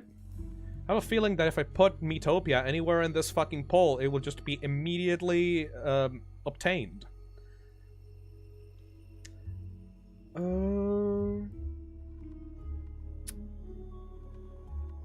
BioShock. Alright, what do people want on Tuesday? The poll is live, everybody. You got Outer Wilds DLC, you got Kindergarten 2, you got Endoparasitic, and BioShock. What will it be, chat? What will it be?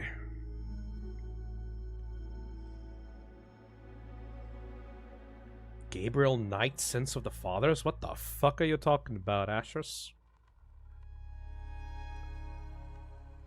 Okay, I'm gonna wait until we have 500 votes again. I'm milking you for engagement. Shut up. Outer Wilds. Wow, Outer Wilds is... You know, there's a lot of people vocally excited for Outer Wilds, but I'm not seeing many votes. At the moment, either BioShock or Kindergarten 2 is winning.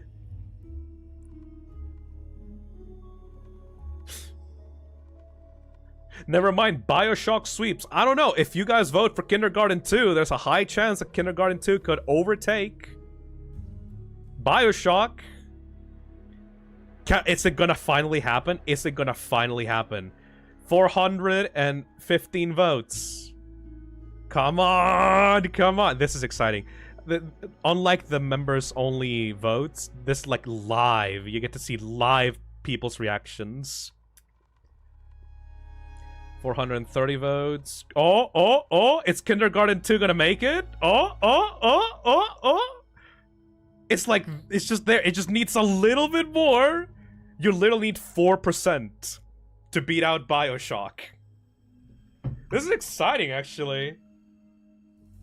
Is this what Joe Biden will feel like on the next upcoming election? Man, you Americans are fucked, by the way. I'm just saying. Oh. 39% for Kindergarten. 42% for BioShock. Oh my god, people! Come on! Hey, Star Sky. Thank you for the 14 months. For BioShock for so long. _Phi hype. It's been so long. Come on! BioShock. Only 30 votes. You could literally just... Oh my god, only 20 more votes. Come on. Chat. 15 votes. Oh my god, 40 and 41%. Only 10 more votes. Oh my god. 40 and 41%. The moment that I see 500, I'm gonna end the poll. The moment that I see 500, I'm gonna end the poll. The moment that I see 500, I'm gonna end the poll. And done! BioShock will finally be streamed on the channel. Holy shit. Holy fucking shit. For those that want the context to that, BioShock was a game that I promised I would play to people back in Season 2. It's been more than a year since I've hyped up that I would play this game.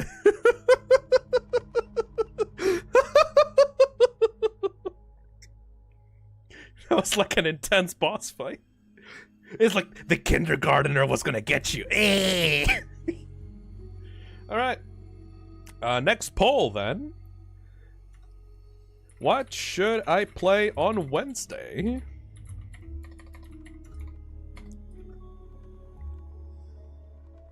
And I'm gonna add the options... Miitopia, Part 3. Kindergarten 2! What are the last two options, chat?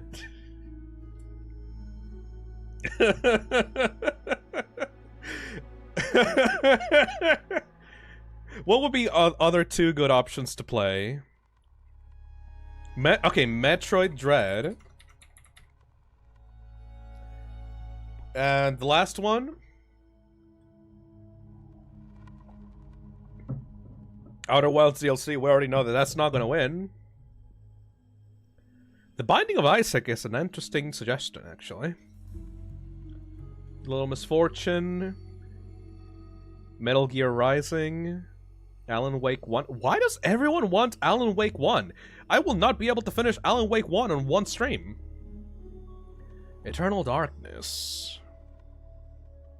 The Walk Dead. What? I guess people did like Alan Wake too.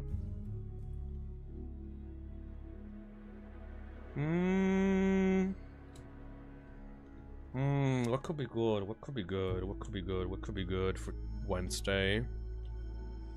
Alright, everyone's saying Pikmin, so Pikmin 4. I can't do that. Shit. No, I'm not gonna be able to finish. I need to finish stuff. I'm gonna be able to play Metroid Dread all the way through, but I'm not gonna be able to play Pikmin all the way through. Still Wakes the Deep. That sounds similar. That sounds familiar, actually. Still Wakes the Deep? Ooh, what is this? It's a horror game. Phil, have you heard of either In Sound Mind or In Stars and Time? I have not. Both great games. Probably won't be able to play ESOT on Steam due to length. In Stars and Time? What the hell is this? It's 10 hours! Ooh, it's super cute, actually. Eternal Darkness is an underrated masterpiece. That's one of the few survival horror games that I've never actually played, Robbie. Oh my god, Phisnom, Crawl, play it. What is Crawl? Crawl. Ooh, it's 80% off right now. I might get it. Is it a roguelike? You ever played Gloomwood? Yes, I did.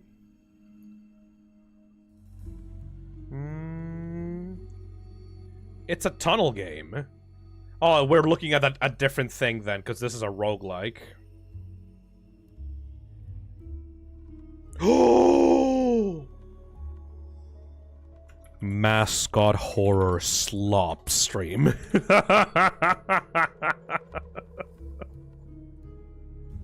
There we go. Votes.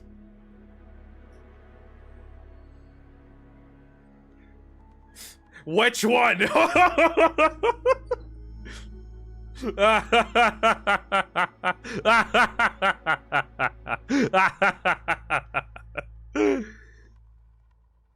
Oh my god, oh my god, oh my god, oh my god.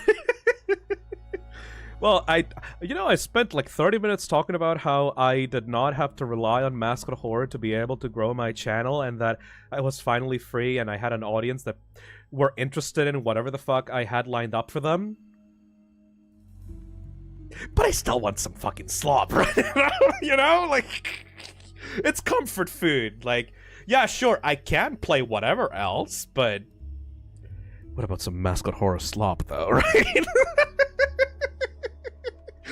We said mad slop! Wow, that's like unanimous! Holy shit!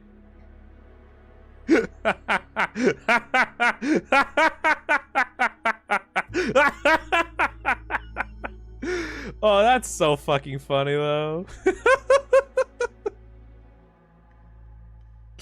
Please, sir, I want some more.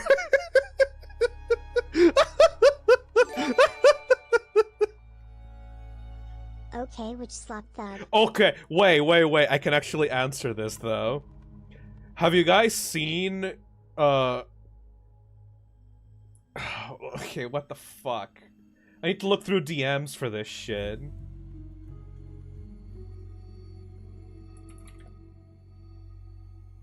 Where is it? Nick. I know I talked to Nick about this shit. There we go. Have you guys seen Cakey's Twisted Bakery? I got a fucking email to play this shit on stream. Remove the screen thing. Have you motherfuckers seen Cakey's Twisted Bakery?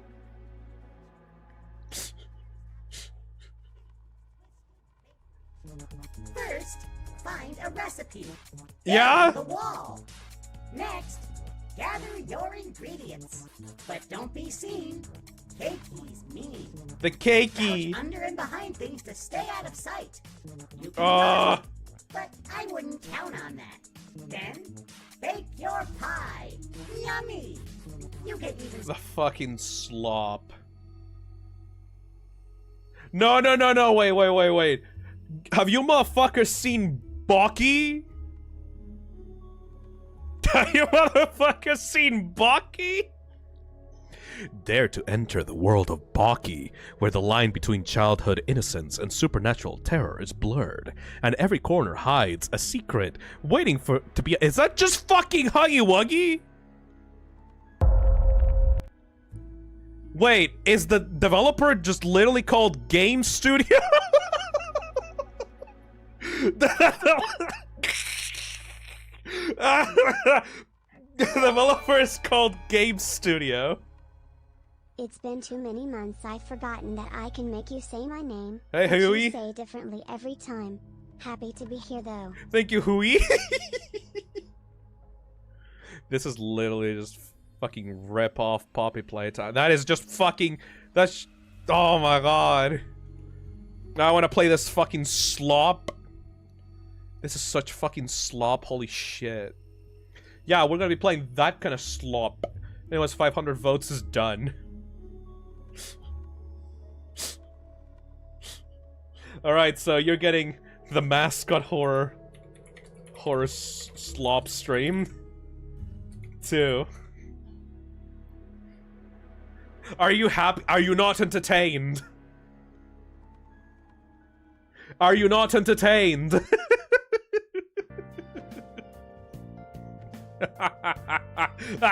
That's such a fucking good bit. Holy shit.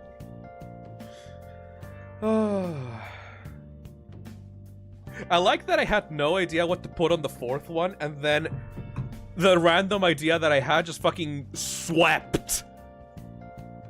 Holy shit.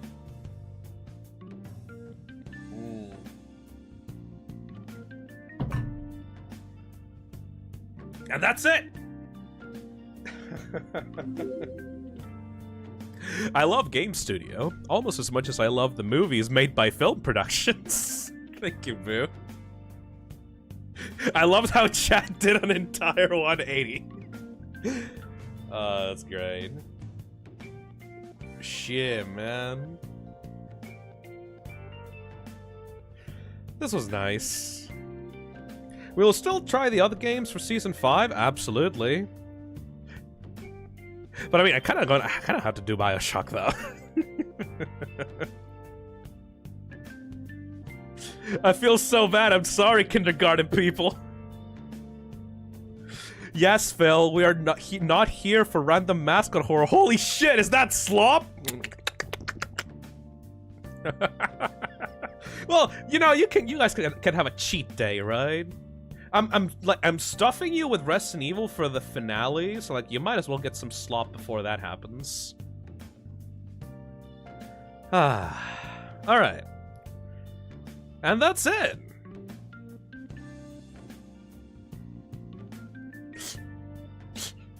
Helix super chats and says 50% of chat needs to go on a slop-free diet. That was disgusting.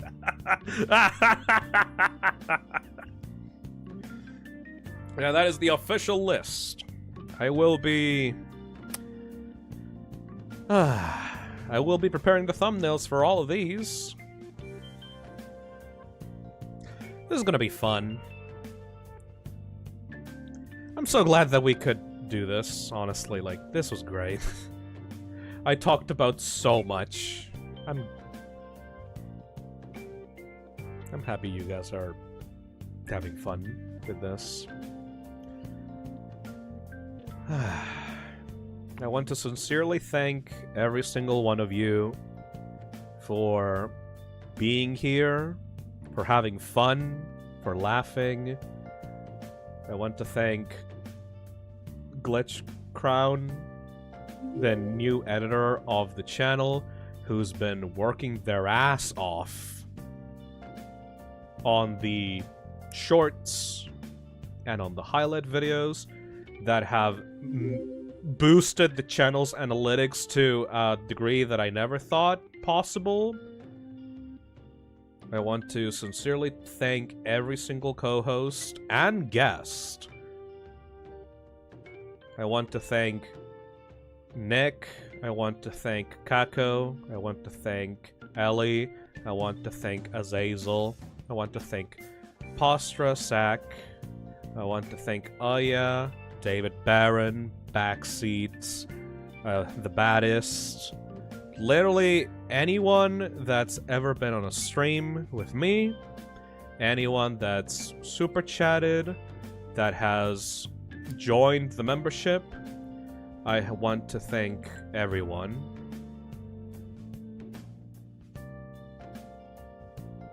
You've made me happy.